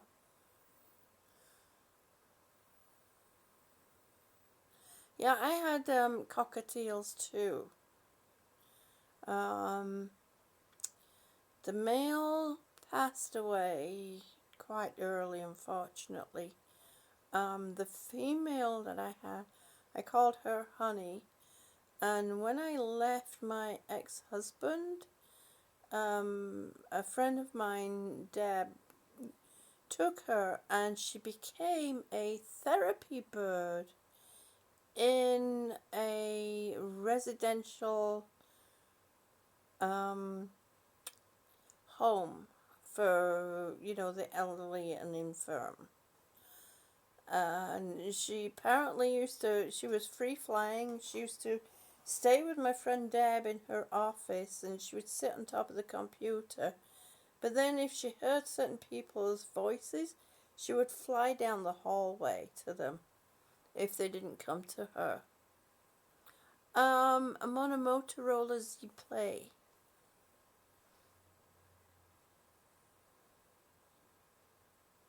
You're going to be pie. I've done that before. I've done that before. I'll tell my dog I'll whoop your ass. I'll whoop your ass. She looks at me like, yeah, right. You know, my old toy fox terrier, when I used to say to him, I'll whoop your ass, he'd turn around and look. Oh, sorry about the buzzing. I'll sort it out eventually. Thank you. Yeah, catch me, Mum, catch me. That's true. I mean, oh my gosh, as she runs, she tucks her little behind under, and she goes, and his little legs just go 10 to the dozen. She can do circuits around the living room, down the hallway, back down, and around the living room. I don't have to worry about taking her out for a good run, because she could do it in the house. I wouldn't be without her. Or any of my animals for that matter.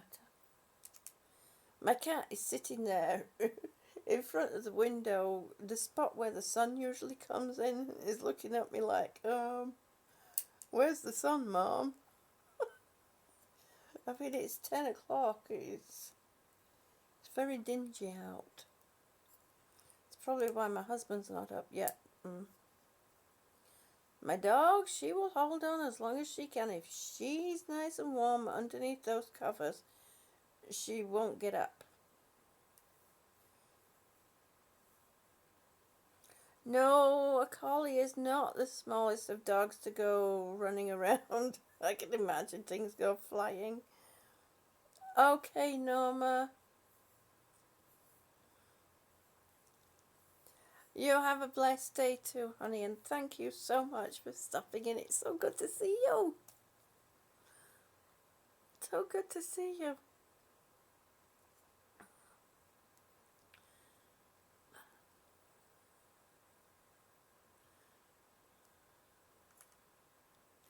Yeah, there's parrots could do that. Parrots are pretty funny. There was one. There was a parrot. There used to be a pet shop.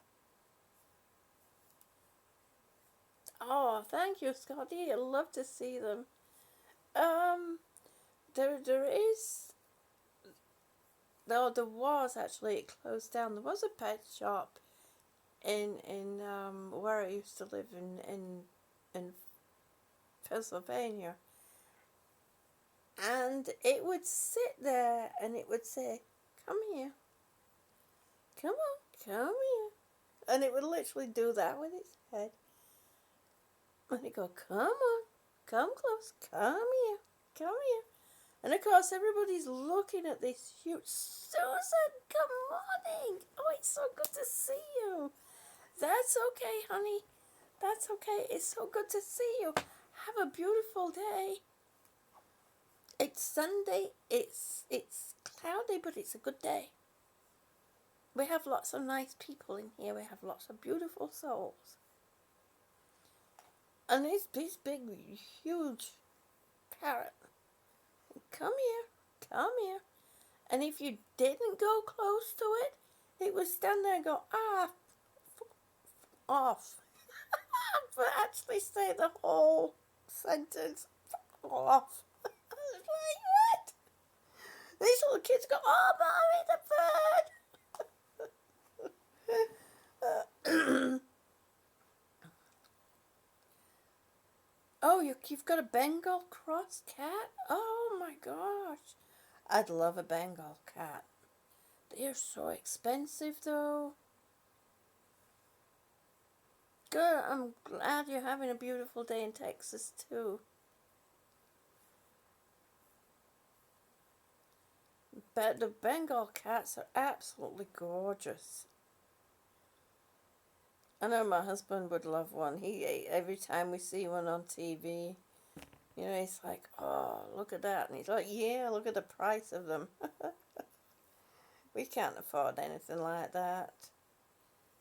You know, our cats are rescue cats. I would have got a rescue dog. Well, actually, she was sort of rescued.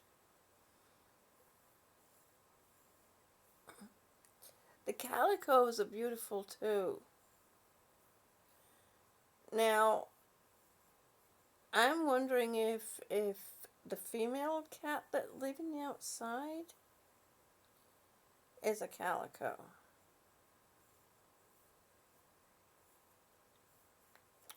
I'll have to look it up. I'll have to look the two breeds up and see what the difference between a tortoise shell and a calico is. Because her owner said she was a tortoise shell, and I'm thinking that she might be. No, she's not stripy. She's patchy. Her colours are in patches.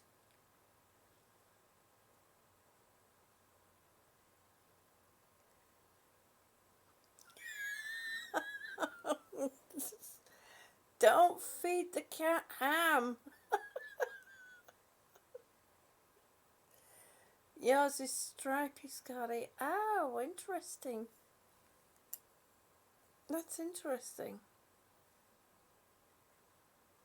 Grey and white. Oh my gosh. Well, she has all colours in her.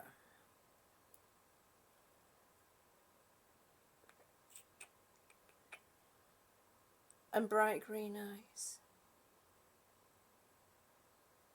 Do you know what? I can't remember what colour eyes she has because I haven't really looked into her eyes that closely.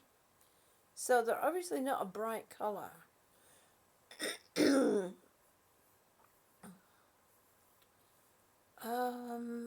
don't know if she has any white patches. She has black, she has orange, she has grey, she has all kinds of different colour patches.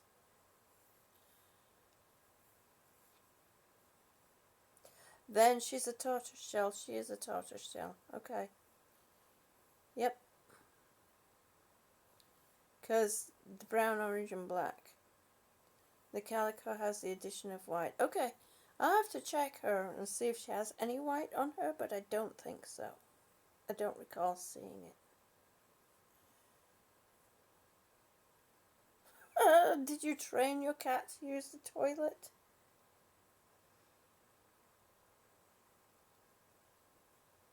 Yes, girls are very intelligent, aren't we?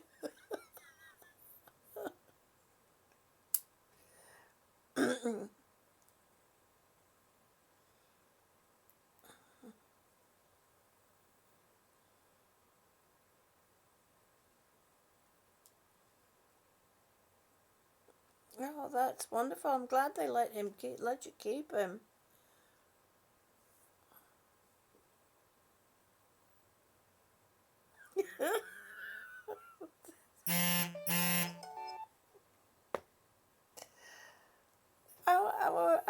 Our tuxedo cat, she's a bit like that. Yeah. But it's so funny. I mean, even though she's blind, the boys, they are very mindful of her. Um, you know, they'll eat what they have on their plate, and she eats a bit slower than they do. She eats a bit slower than what they do, but so they'll come and they'll sit by her. No, Rhonda, good morning, honey. Welcome. Welcome back. It's good to see you. It's good to see you. I hope you're having a good morning. It's kind of cloudy here in Kansas, but that's okay. Yeah. Yeah, I'm on here.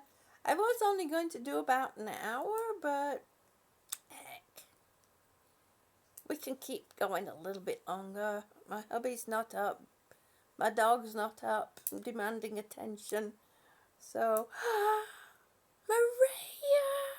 Maria, good morning! Good morning, honey. It's so good to see you. Thank you for stopping in.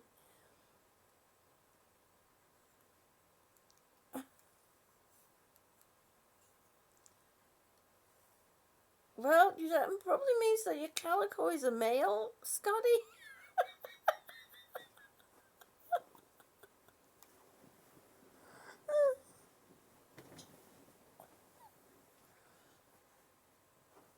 Huh? Oliver. Oh. Oh, thank you, Maria. Well, welcome here. I know this is your first time, Maria. The room is full of beautiful souls. It's a nice place to be. They're all animal people. And they're all happy people. So it's a good place to be. And I watched your video last night, Maria. It is an absolutely amazing video. Which program do you use to make your videos? You're very talented. You do know that, don't you?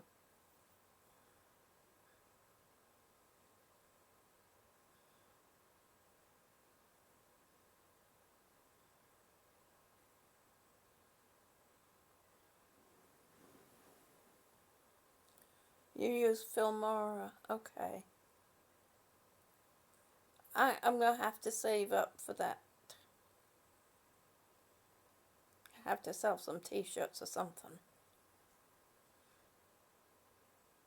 It's on your phone. You know, I have known of a few people that it's free. Okay. Alright, I'll look into that. But, well, I was going to say, how on earth do you edit on your phone? I would have to have a magnifying glass over the top of it. I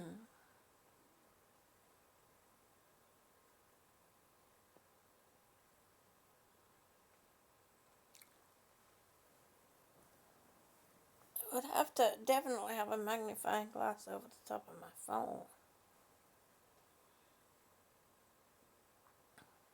And Maria, we have a lot of people here. Okay, thank you, Maria. Thank you, honey.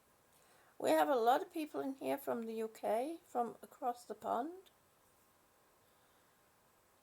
Scotty is in Scotland.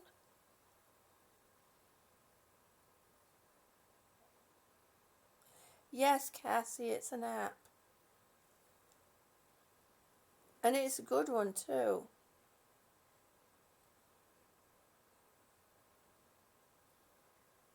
It's a good app, too. So, Rhonda, how is your day so far? How are you doing?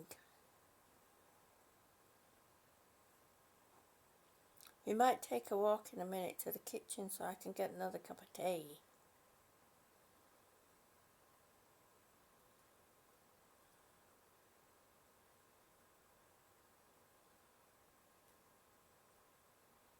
We're talking cats at the moment.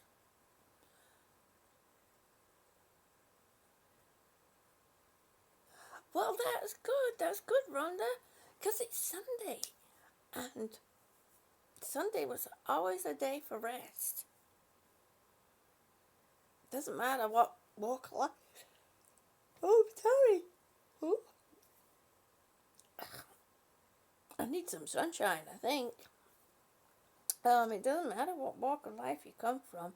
Sunday is always a day of slow moving, of rest. Now, of course, if you have a small holding and you have animals, you still have those to look after, but it's a bit more of a relaxed day.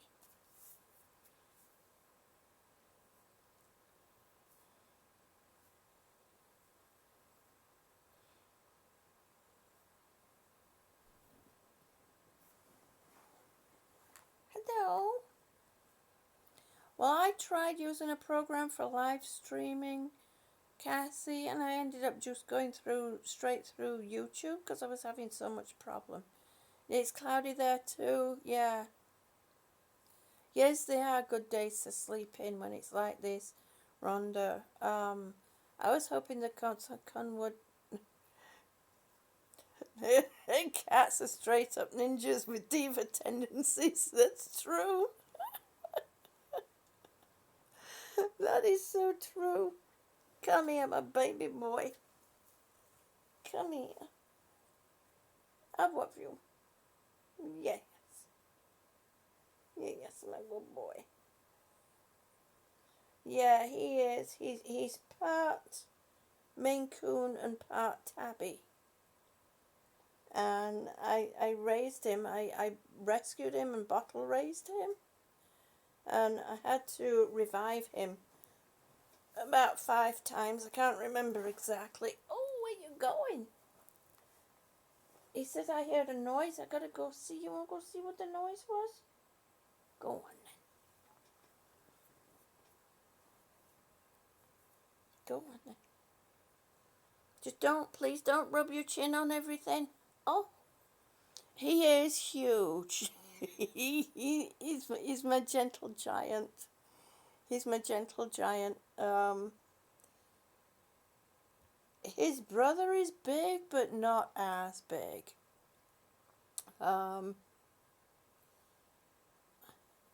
He used to, actually when he was younger, he used to hang around my neck. He just came up one day and just hung himself around my neck. But as he got bigger, I think he realized he was a bit too heavy for me.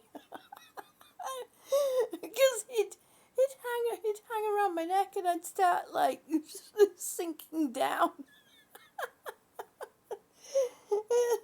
So he no longer hangs around my neck, but he has to be close up to me and snuggling. And if I'm up and about doing things, then he's always here right on my bed. My husband says he's guarding my bed for me.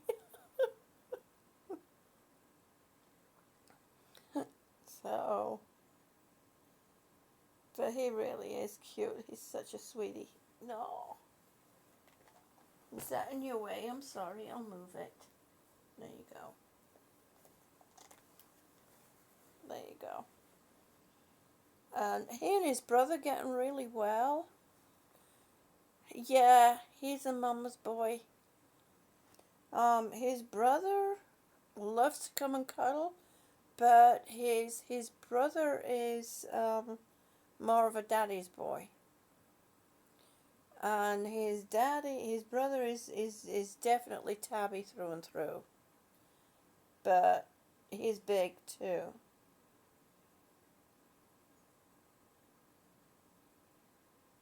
Or he looks big. I think it's his fur. I think he's just got his winter coat on. And this one loves his tummy rubbing. Has anybody known a cat that loves the tummy rubbing? Yes. Such my beautiful boy. Here you are.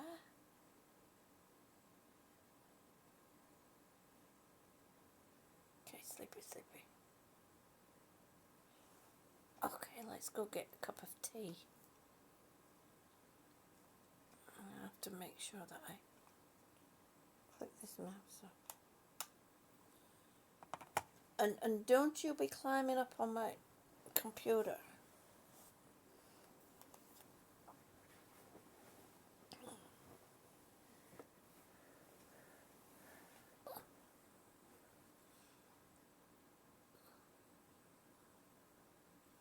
Oh, that's amazing. That's wonderful that your cats do that.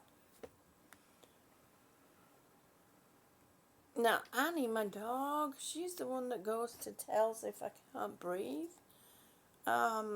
She has epilepsy, which we're treating with CBD, and she's doing really well with it. But she still does have the occasional seizure, and thankfully it's a mild seizure. When she has that, the cats gather round her. They come and they sit by her. You know, they want to make sure that she's okay. It's amazing. Yeah, loves the tummy rub. I've never known another cat like the tummy rubbing. I really haven't. I mean, they get to where it's too much. But I don't know if you've seen the video of him stealing. That's okay.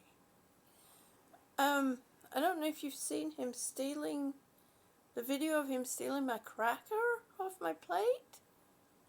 But he's like that with anything that I eat. And with my dog, anything that she eats, he has to be right there. He sits there and he looks, and you can see him like, oh, that looks interesting. And this little paw will come sliding over, you know, as if you can't see the paw sliding over. And he gently takes takes a morsel off your plate. and he's like, hey, get off. And he sits there looking at you like, what? I didn't do nothing. It wasn't me. The dog made me do it.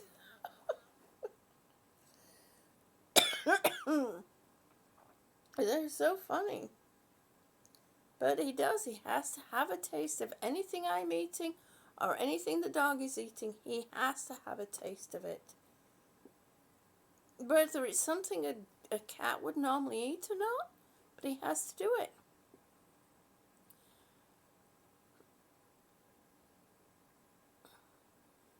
Yeah, the CBD really is good stuff. The only thing is you have to be careful of with some of this. I got this for you, Mama. Yeah, that's true. I got it for you, Mama. Well, I wasn't taking it for myself, honest. Not me. Nope, wouldn't do that.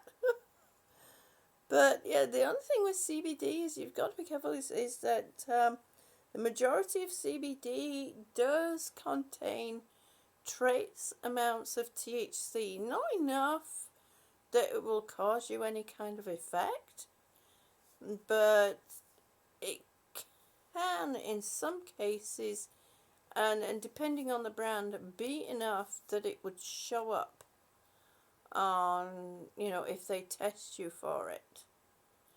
So there is a brand that's come out here in Kansas that is 100% THC, or they say it's 100% THC free. I guess it must be because it has to be tested and it has to be 100% THC free in order for them to sell it here in Kansas.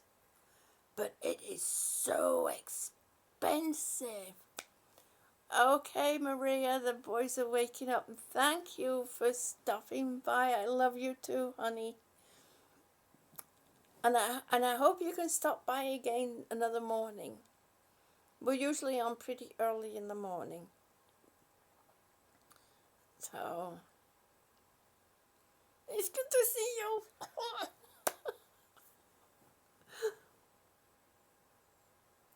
And remember, head up and keep dancing, Maria. Keep dancing.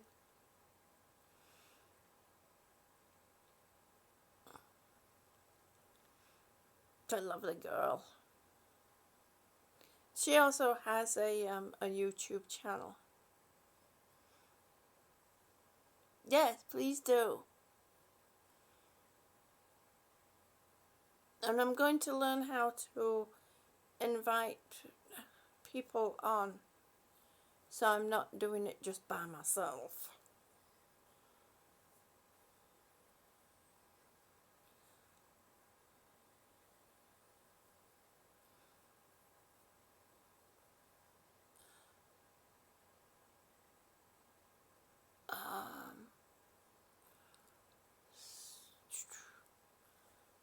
Maria, what's your YouTube channel, honey? Are you still with us? I think it's Sol Maria. I can't remember if she changed it. Let me check. Let me. Oops. Where did I go? There you are. Let me grab it for you. Go to channel.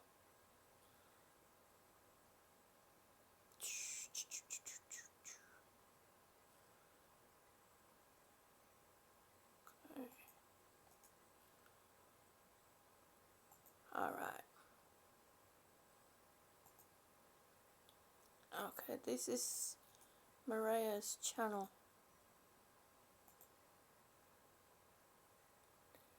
That's the link to Maria's channel.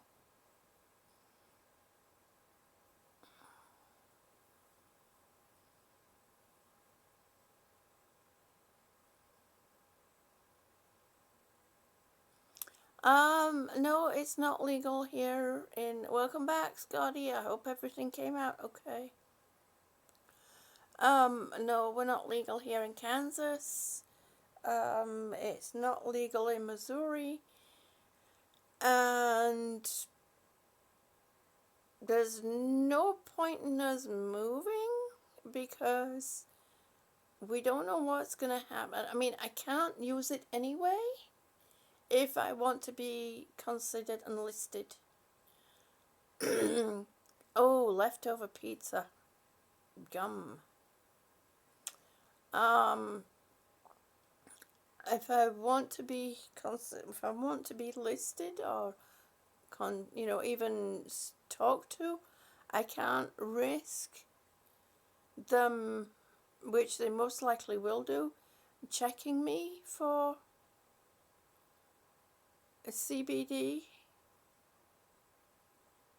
because even if it's in a state that's legal,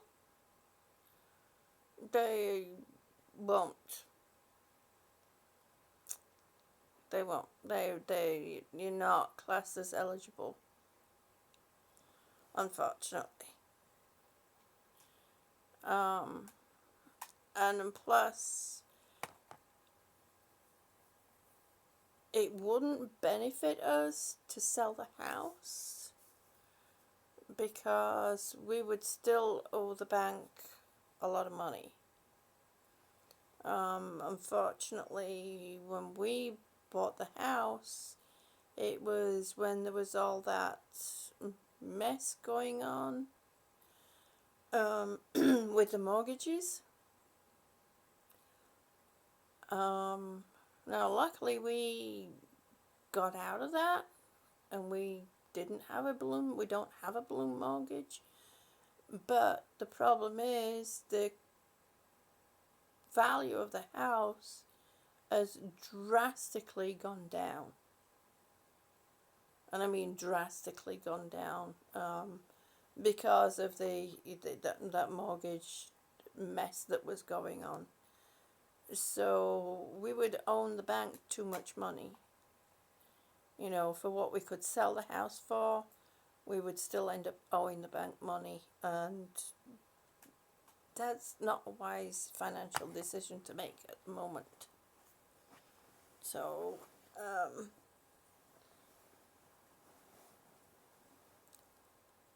and as for renting the house out,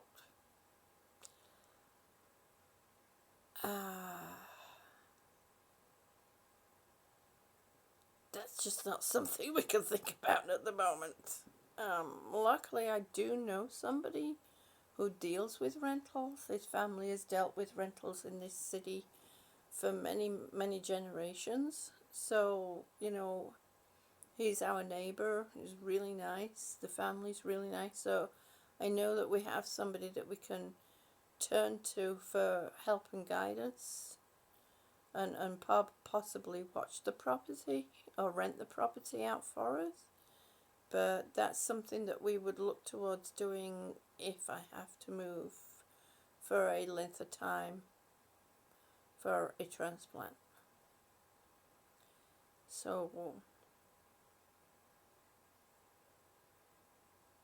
there's a lot for us to consider. It's just not that easy. Okay. My dog is going to be coming up here when he wakes up. When they both finally get up, the dog is going to be standing there with its poor legs crossed and its eyes crossed. It's now 10:38.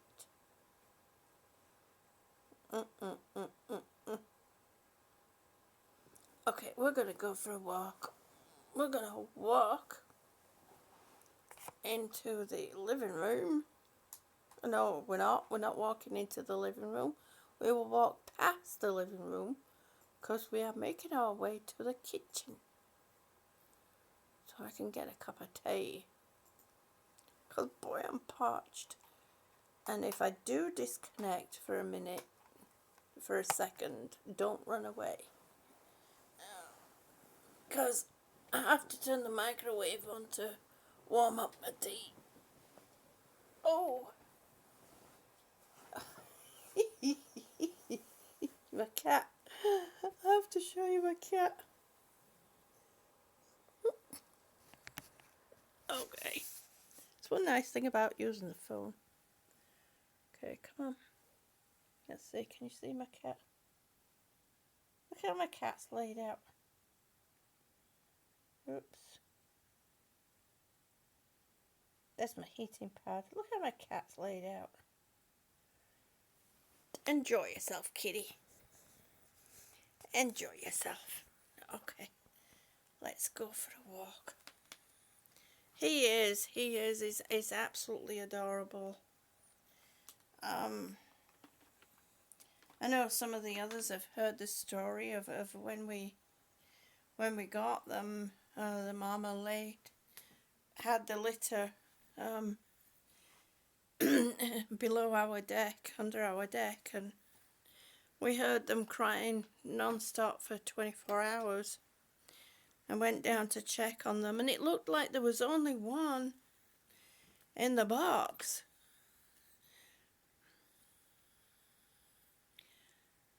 No, my tubing reaches. It's 50-foot tubing, honey. I thought there was only one kitten in the box, and it was his brother, and I picked him up. And my little boy, Tiggy, was there hiding behind it. And I went to pick him up, and he's looking at me. It's like, I don't think so, little one. You're not that big. Okay. We're in my kitchen. I know what. I can hang you up on my hanging phone thingy that I made. As long as I don't drop you, right? Because sometimes it can be... Oh! I think the others are... I think the rest of the household is starting to get up. Okay, let's see if I can bend this up a bit. I have to let him know that I've got live video going. Don't want him... Sorry, you were peering up my nose a minute there. Oh, here comes my dog. Oh, Lord. And there goes that. Randy. Looks like there must be another live stream going. People have dropped out. But that's okay. Or maybe it's only saying there's 3 people here because that's the only people that's been typing. Okay.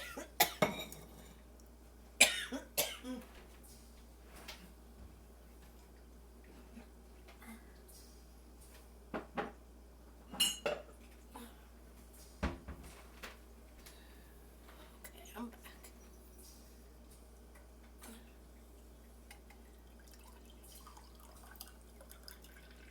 Cheers. Cup of tea. God, we're going to spill it all over the place. Okay. I'll stick it in the microwave to warm it up. So it might we might disconnect. But don't run off.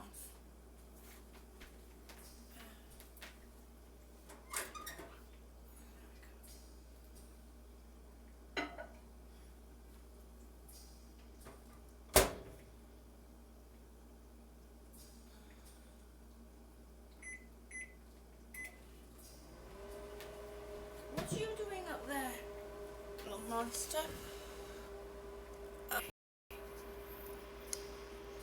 Reconnecting. Yep, that is black tea. I do like orange pekoe tea as well. No, they don't have good Yorkshire tea over here. I get Yorkshire tea when I get it sent to me, when my mommy sends it, and I savour every minute of it. Yeah, it is criminal. Where did my dog go? I saw her up. I hope you're not going too dizzy.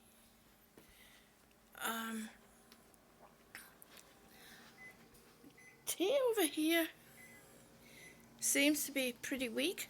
Oh, while I'm up. Oh, tailless tea bags. Oh my gosh. That we don't get over here neither. But okay, you see, that's what my view is. Outside. Now behind the shed there, a little bit further down, is where the creek is. And those trees are actually up on a banking.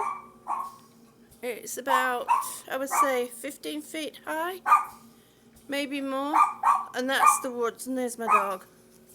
Hey, come here. Good girl. You need to go potty? Shall I get you ready? Oh, Scotty. You really don't have to do that, honey. The post from here. No, from there. I mean, it's expensive. Nanny, come here. Let me get you ready. Where's your coat? Oh, gosh.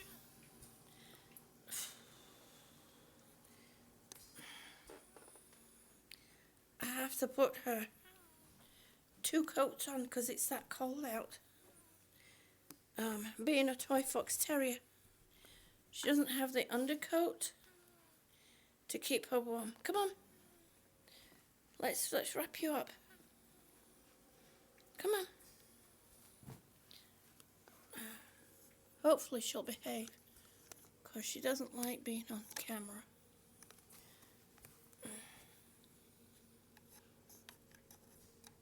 Okay, let me hang you there. Okay, come here. Come here. Good girl. Sit. Sit. Sit. Right paw, left paw. Good girl. There we go. Watch my phone, babe. We're on video. We're on live stream. Okay. There we go. I got you. Sit. Okay.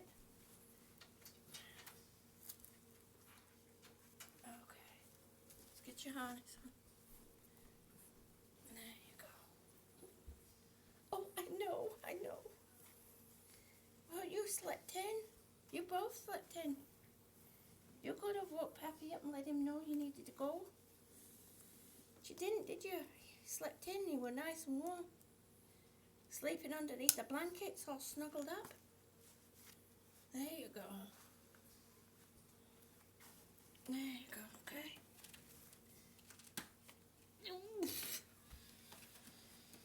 Oh. All right. Okay, I'm back. I'm trying to make sure I don't drop you. Hang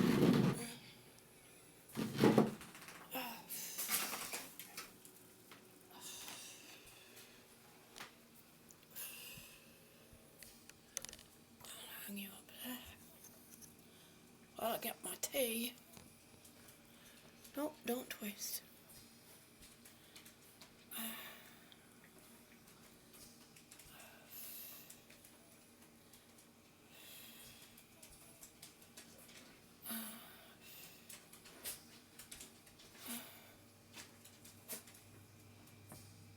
Oh, thank you so much. Thank you so much. Thank you, Scotty. That is so sweet. Thank you. I would love some. Yeah, I would love some.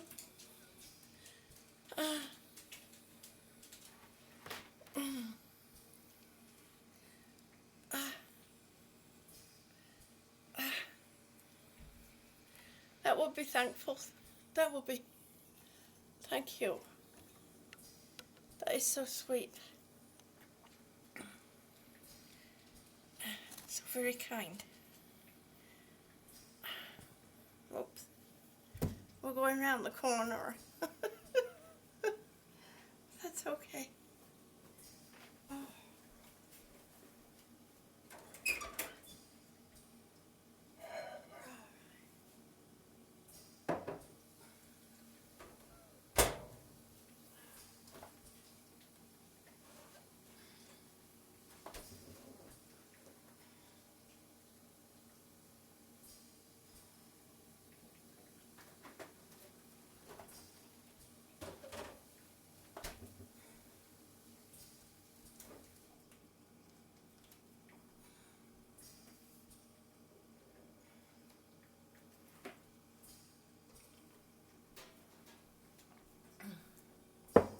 It is a big deal to me. Thank you.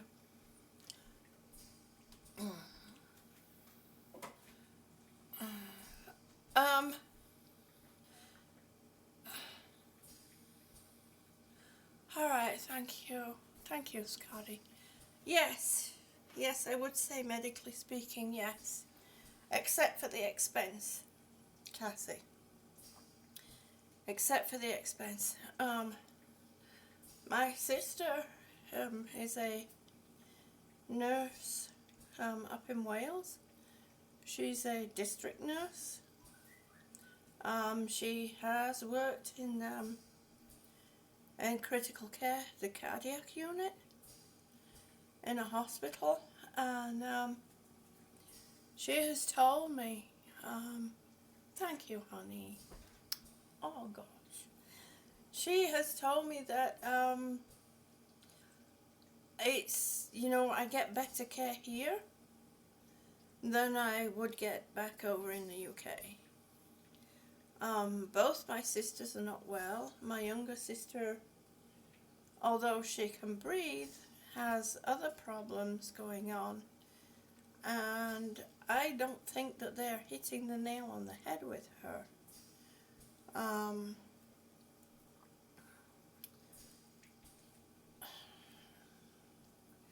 Luckily, they haven't yet told her it's all in her head, but they can't because she has problems like paralysis with her face. So they can't tell her it's all in her head, but it frustrates me that I can't do anything. I'm stuck over here, and my older sister is doing the best she can to help her, through the medical system. But yeah, definitely better off over here. Over here, you could ask for your records.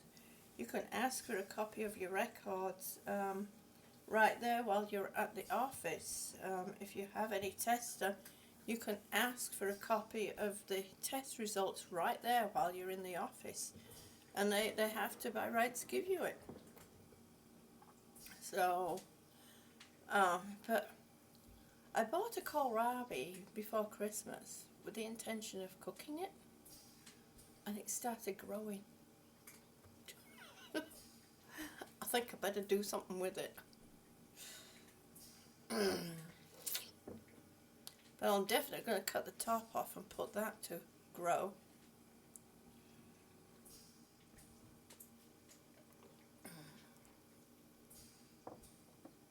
You see, I don't understand.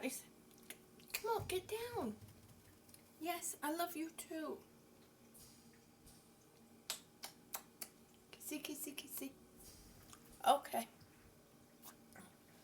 Yeah, I'm going to chop the top off. No, she doesn't have Bell's palsy. It's worse than that. I've forgotten the name of it. But if there's any kind of light, she has to either wear a patch or dark glasses, because any kind of light, her eye just automatically shuts. She can't open it. And the side of her face is not just paralyzed, but it's also painful. It's some kind of, they're putting it down to some kind of nerve damage. But my older sister said that the symptoms that she's having, because it also affects her arm, and see, that's what I asked my sister. I said, are you sure you've been tested for either lupus, because of hey presto, or Lyme's disease? Or actually it should be Lyme disease, there's no S on the end of it.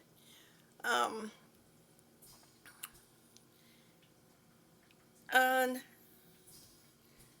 my sister said that her symptoms are actually stroke-like symptoms. My sister that's a nurse said my younger sister's symptoms are stroke-like symptoms. And like me, she has a rapid heart rate, high blood pressure. So, of course, I'm like, well, have they checked her for pulmonary hypertension? I got that. I can't be the only one in the family that got that.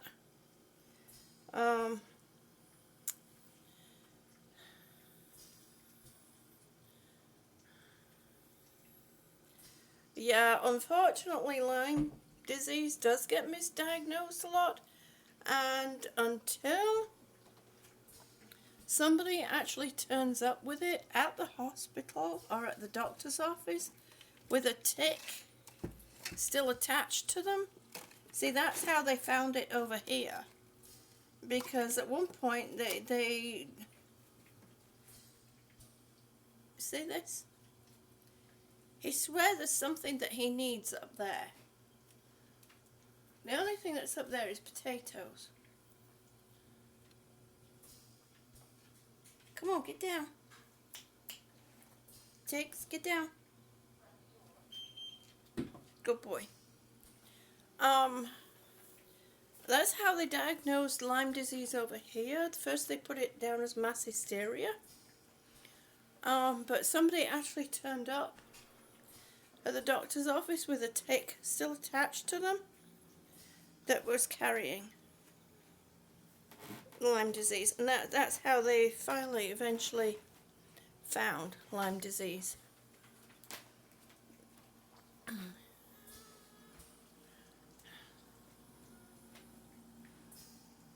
Oh, thank you ever so much, Scotty. Thank you for stopping by. Give your mommy a big hug from me, please. And tell her thank you for having such a wonderful gentleman. I'm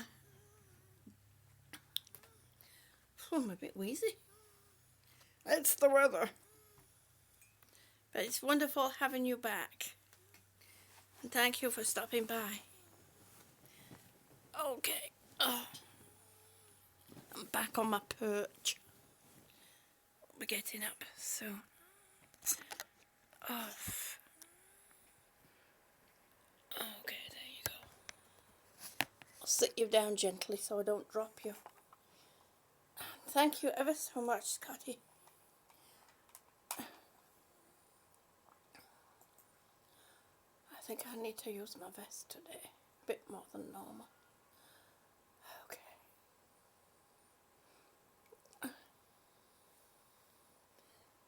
Oh, you're welcome.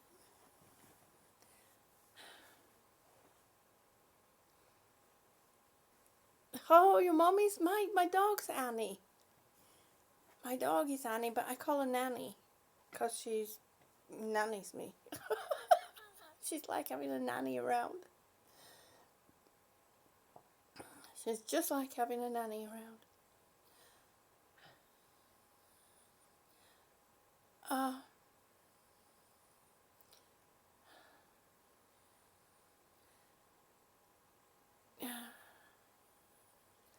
Yeah, there's only 3 labs over here right now that have the the quality of testing for Lyme disease.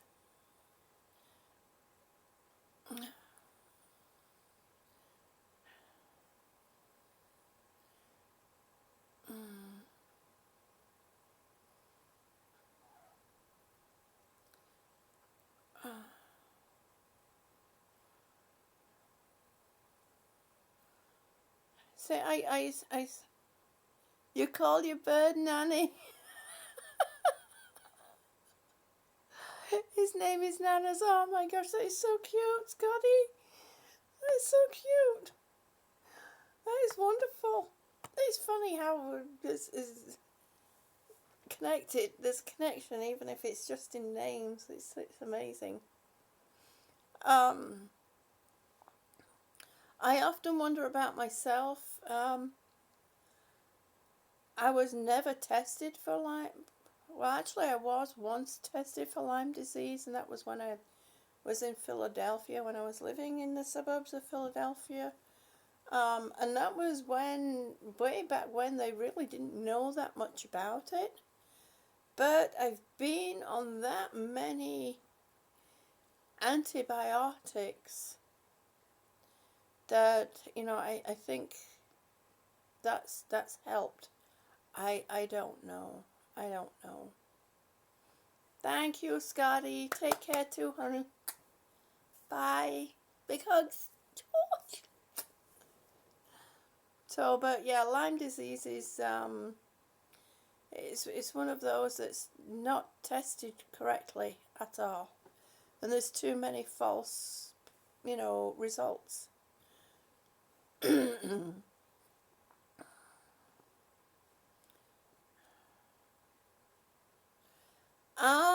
It's one of those things.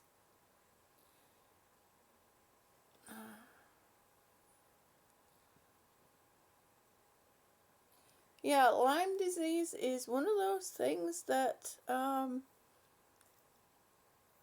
it depends on the co-infections and the there's other amoebas that can come with Lyme disease. Jayton, honey, hi. Good morning. It's good to see you. There are other, amoebas that can come through in addition to Lyme disease. So it all depends on whether they're involved too, as to, how a person benefits from treatment. And it's knowing exactly which ones exactly, yeah. It's knowing exactly which ones. How are you doing today, Jayton? This is Cassie, and Cassie is over in the UK. She's over in the pond right now. I've got hair sticking out right there. Still got bed head. I haven't brushed my hair yet. I've only just climbed. Well, actually, no. This is the second time I climbed out of bed to get a cup of tea. I'm doing okay. A little bit wheezy, but that's okay. It's raining. It's not a nice day out. It's kind of dark and dingy. So, my husband and dog have only just got up and it's 11 o'clock.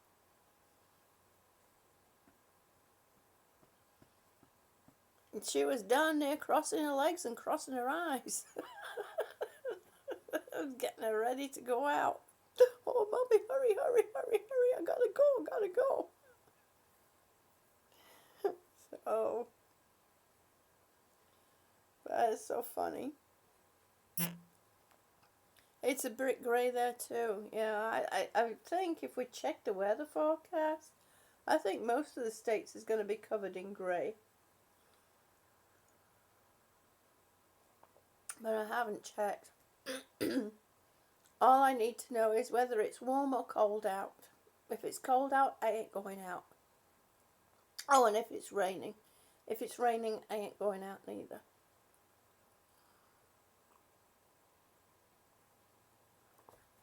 So,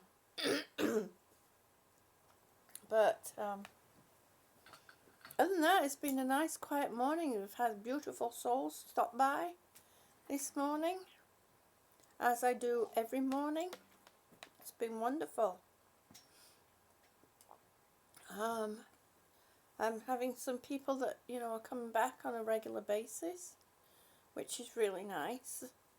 And I'm not normally on this long.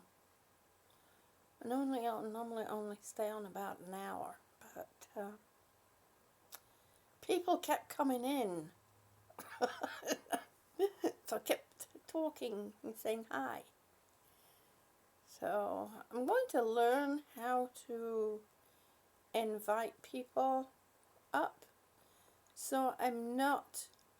Yes, it is. It is. And they're really nice people too, Jayton. I think you'll enjoy it. If you can ever make it, a little bit earlier. A lot of them, quite a few of them, are over in over the pond. They're in the UK, and most of them have lung issues too. So that's kind of nice. We can laugh and joke about the same thing. Especially those of us that have to use equipment to breathe with. Like getting strangled by the down oxygen line. It gets tangled up every time you turn around. Do you know the first time I was put on oxygen wasn't so much when I was in hospital because they had it hooked to the wall behind me, but when I came home and I had this long 50-foot line that goes from my room to the kitchen. When it came to going to bed, I was afraid to move. And I laid awake for several nights. And I would only just kind of slightly doze. And I was that much on edge about getting wrapped up if I turned over in this oxygen line that I would literally jar awake. And I would sleep during the day when I went into the living room and slept in the recliner. Because I thought I was going to get tied up in the line. Oh, Lordy. It's so funny. The things we do, the things we don't do. Well, I did have that problem. I did have that problem, Rhonda. I had that problem of a couple of cats, especially kittens when they were little with the needle sharp, teeth, puncturing holes in the line. So I just got some cayenne pepper, made it into a paste, and pasted it on the line. And they no longer chewed on the line. They learnt not to chew on the line. So I'm really thankful, that it was that easy for me to stop them from chewing on the line. Little monkeys, I'm telling you.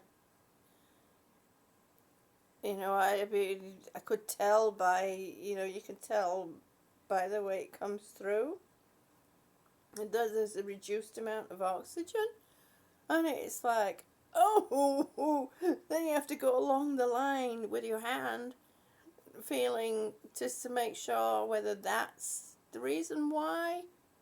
If the cats have punctured it, or if something else has punctured it, or if it's, blocked somewhere else due to some other thing.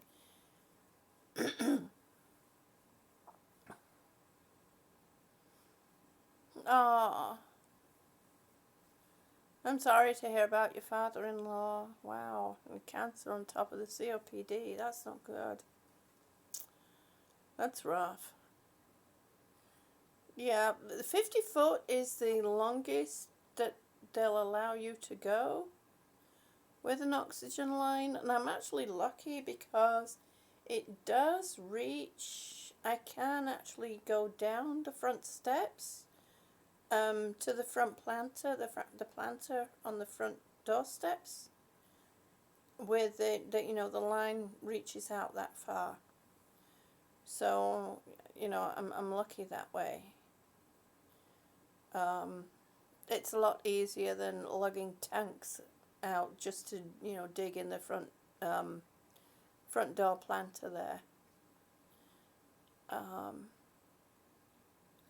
Which I'm going to be working on again. Yeah. And I'm also there's an area just below the kitchen. And unfortunately, we don't have any steps down from our deck. It's a second floor deck. Of course, we're on the second floor.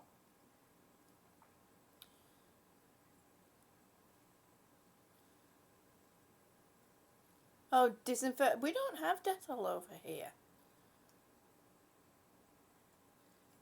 And oddly enough, I do miss the smell of Dettol. Sorry. It buzzed at me. Unfortunately, I mean, I miss the smell of Dettol. I know it sounds odd, but I do miss the smell of it. But there's an area below the kitchen that I'm thinking I could use a tank to walk around to the area below the kitchen, and then I could drop the line over the edge of the deck and run off the main oxygen concentrator that way. And then, I've got the continuous flow, and I'm not having to rely on breathing deep enough and hard enough. Yeah, it's still sad, Jayton. It's hard.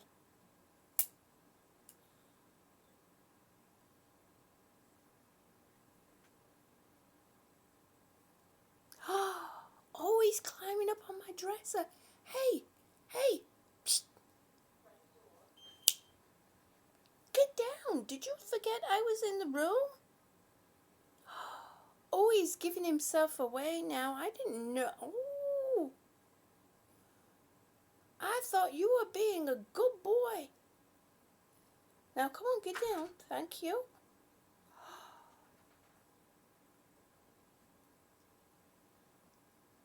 Oh, good. I'm glad you got to see it for Christmas. That's nice.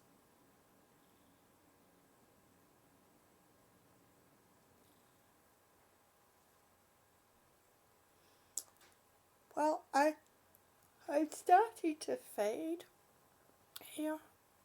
I thought a cup of tea would help wake me up a bit, but it's not.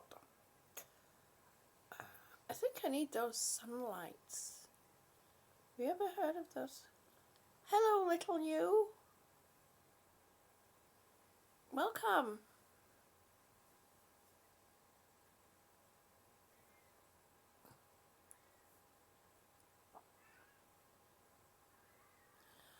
Oh my gosh, that's sad.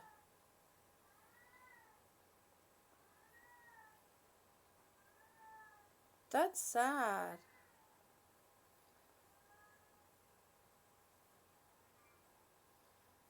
It's unfortunate when you don't get to see family that much. You're from Japan? Wow. Welcome. I'm in Kansas. We have a couple of other people from the US, and there's Cassie here from the UK. 12 hours away, yeah, that's quite a trip.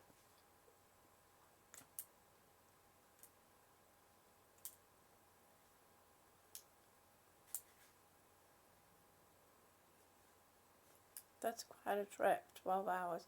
Oh, yeah, and Canada. Thank you, Rhonda. I was trying to remember where you were from. I'm sorry.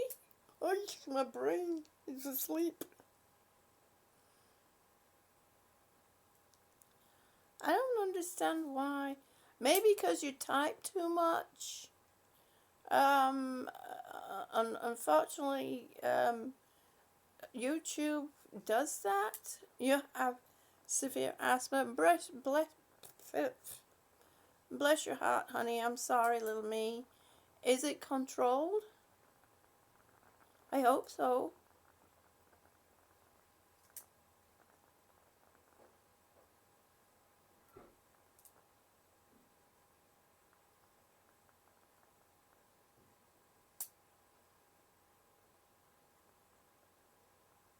Yeah, unfortunately, Cassie, if you have typed too many, if you've typed so many messages within a certain space of time,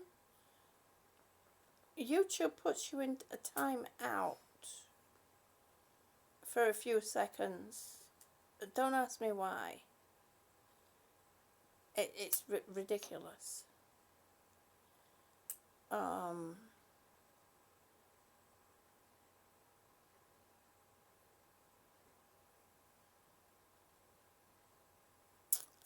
That was the old lady cat. She does that. She does that.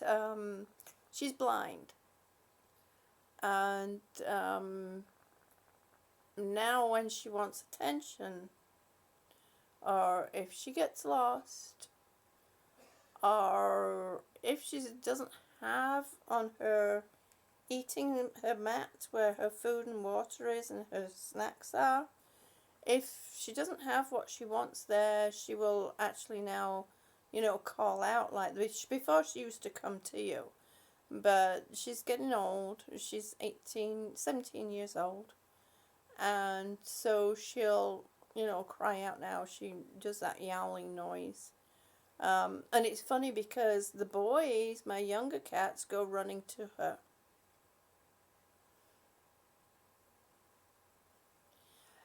It's funny you should say that, Cassie, because Canada was one of my possible move to places when I was 7 years old. But I ended up a bit further down from the equator.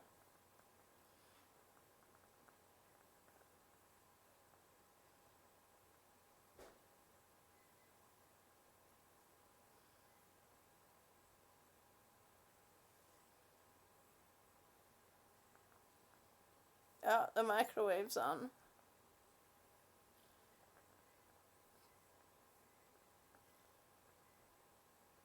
Every time that microwave comes on, it knocks me off. Mm-hmm. Yeah. You've got a windy day. It is a bit windy outside, but not as bad as it was during the night. It did get quite windy because I woke up about 4 o'clock and it was quite windy then. We do have, it was raining. Now it's just grey out. It's miserable. Come on, Nanny. It's warm though. Is it? Yep. My hubby says it's warmed up, but Annie says it hasn't. She's sat here shivering. Yeah, I love you too. I love you too. That's my good girl. That's my good girl.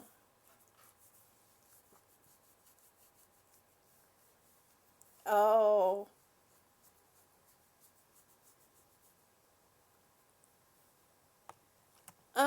No, Jayton, we didn't get the carpet pulled yet. This is my nanny. This is my nanny. This is Annie. And she's my hero dog. She saved my life in December 2012. She wasn't even quite a year old then. She recognized I was in distress, and she was sat on my knee, and she let out this sound. It was between a scream and a bark, or at least that's what it sounded like to me. And she called for my hubby, and she actually started doing that when she was 4 months old. She can tell before I do, that I'm going to have an issue with my breathing. And I've talked to my pulmonologist about this, and he thinks that it's a change in the gases that I'm breathing out that she can sense. And she can smell it, because she does often come up and sniff at my nose and sniff at my mouth. And sometimes it looks like she's licking me, but she's actually having a taste. So he thinks that she's sensing the changes in the gases that I'm breathing out, and so that's how she knows I'm about to have an issue. And she gets quite fussy with me. She wants me to sit down. If I'm stood up, she wants me to sit down, and she gets very, very demanding with it. And if I'm sat down and she's sat with me, she always has to be sat on me or sat in between my legs. And if I go to stand up, she will actually lean on me, as much as say, nope, you're not getting up. Don't get up. So, she's a good girl. The only thing is she can be a bit barky at times. She's very vocal. If she hears a noise, she'll bark to let you know she's heard a noise. She'll go to where she heard the noise. If she sees somebody walking past the house, she stands there and starts barking, at somebody walking past the house. She sits on the back of the sofa sometimes and watch. Dogs are very smart. I am doing well, Cassie. I'm lucky. I have the tools now that I need to help, keep me going, and out of crisis. One thing that I learned a couple of years ago is it's important to take your breathing treatments at the right time. If it says twice a day, that's 12 hours apart. Not just twice a day whenever you felt like twice a day, once in the morning and once in the evening. It has to be 12 hours apart so that you're covered for the full 24 hours. So it's important to take your medication at the same time every day, or as close to the same time, within an hour of the same time each day.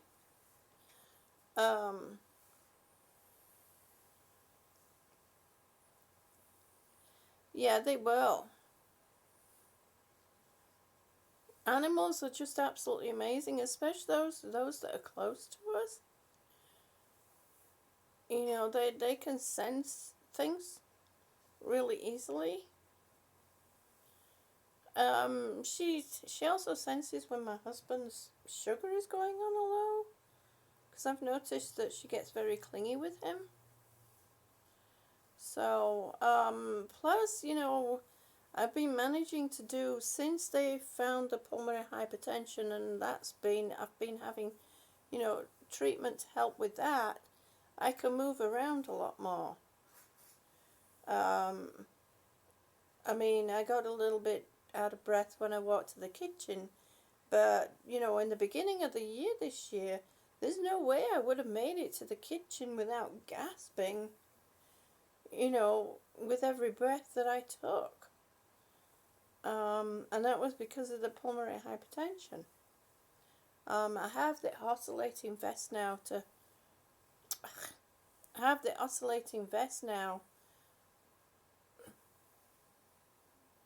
Okay, the cable keeps going out. Yeah, your brothers knew he was having a heart attack. Yep. It's amazing, isn't it? It's absolutely amazing how they pick things up. You see, your heart is electrical signals. So they will have picked up the electrical signals going hey wonky. And plus, his oxygen levels will have changed. There would have been other, chemical changes within his body that the dogs would have picked up. Yep, they were picking up the changes. Yep. They were picking up the changes that were going on. the chemical changes and electrical changes that were going on in his body. It's just absolutely amazing. And I also have the trilogy to help me breathe. So, you know, and then I have the hospital bed that I can lay at the right angle. Your dogs knew when you were in labor. Oh my gosh. Oh, my baby girl. You are a good girl. Are you going to eat your breakfast? She says, maybe, I don't know. Come on, eat it. Eat it, Nanny. Good girl, eat it. No, don't pretend. She licks the dish pretending she's eating. You know, she waits to see. I wonder if hubby's doing some oatmeal.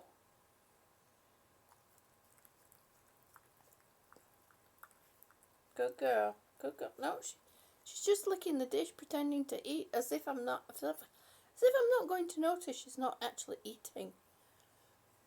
It's so funny.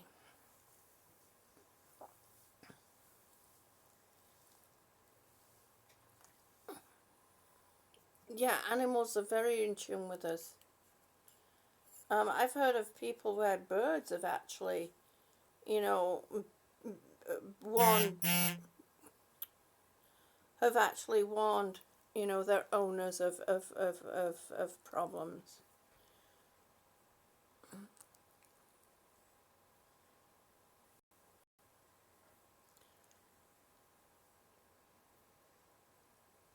Yeah, I stop with the bad connection thing. I get the same thing too, Cassie. I get the same thing too. I mean, with that lives with me, you know. I mean, I get the same thing too.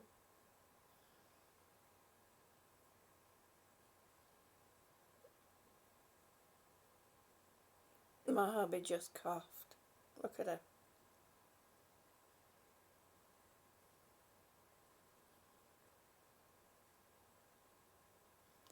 She did this for a while. She's relaxed a bit more now. If when people came to the house, if they coughed, she would go and sit in front of them and look up at them. It's like they're okay. Yeah, yeah.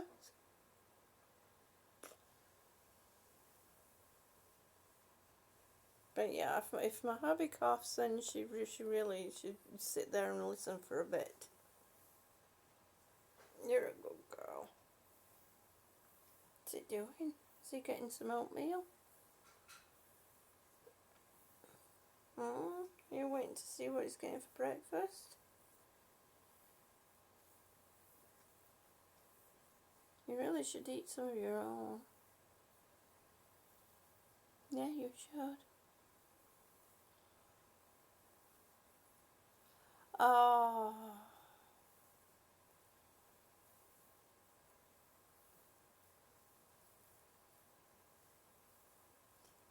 Oh, that is so sweet, Jayton. She hugs, Annie hugs too. Annie loves to give a hug. And she hugs me every night before she goes to bed because now she sleeps. Now I'm breathing okay. And she sleeps with my hubby during the night. And she comes and she gives me a hug good night before they go downstairs to bed. Don't you? Yeah, I'm talking about you, you're a good girl. Yes, you are. Yes, you are. It's a she. Yeah, you're a good girl. Oh, the old English sheepdogs are huge.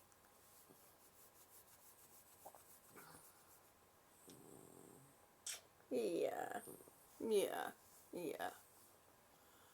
Old English sheepdogs are huge.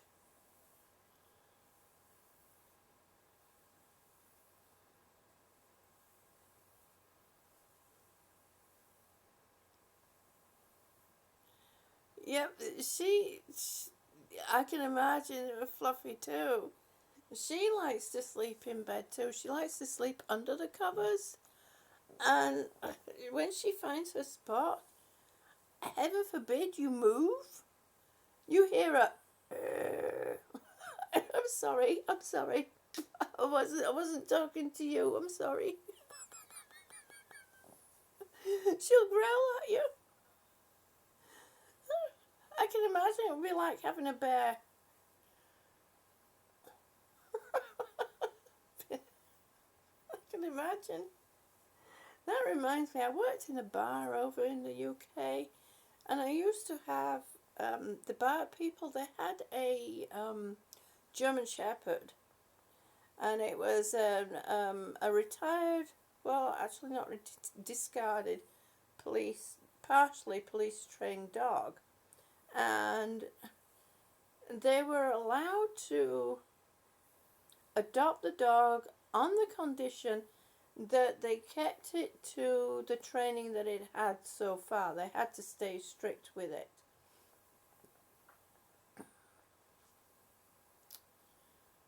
Oh, they had to stay strict with it. And it used to stand on its hind leg, put its paws on my shoulder, and and stand with its paws, and then literally take I'm getting very bad connections here. The weather must be getting really bad out there. Oh, quit it! And it would gently take a cookie. Gently take a cookie out of my mouth. Every second word I say, it comes up, bad connection, bad connection. But my phone is also about to run out of juice too. And I don't know why it's having such bad connection, because it's on. Oh, man. Okay, let me see if I can do something here. And it's so funny because people that used to come in the bar, I used to do it, it was like one of those bar tricks. People used to come into the bar were absolutely afraid of the dog. And I was the only one that could actually keep it under control. What are you trying? I'm okay. I'm okay. I'm okay. I really am. I just got a frog in my throat. That's all. I just got a frog in my throat. I'm okay. Okay, let's put some power on this. Sorry about my thumb. There we go. Ah! Ah! Okay. It doesn't want to stay upright. Yeah, I know. I'm alright. I'm alright. I promise. There we go. There we go. She wants to go to sleep, but she doesn't want to go. She's sitting on my knee. You want me to scratch your back? Hey? You go and eat your breakfast? Well, folks, I'm going to say good morning while it's still morning, and get moving on. My phone needs to charge, and I'm about to lose my voice. I need to use my vest. I didn't get to do that this morning, so I have to get that done.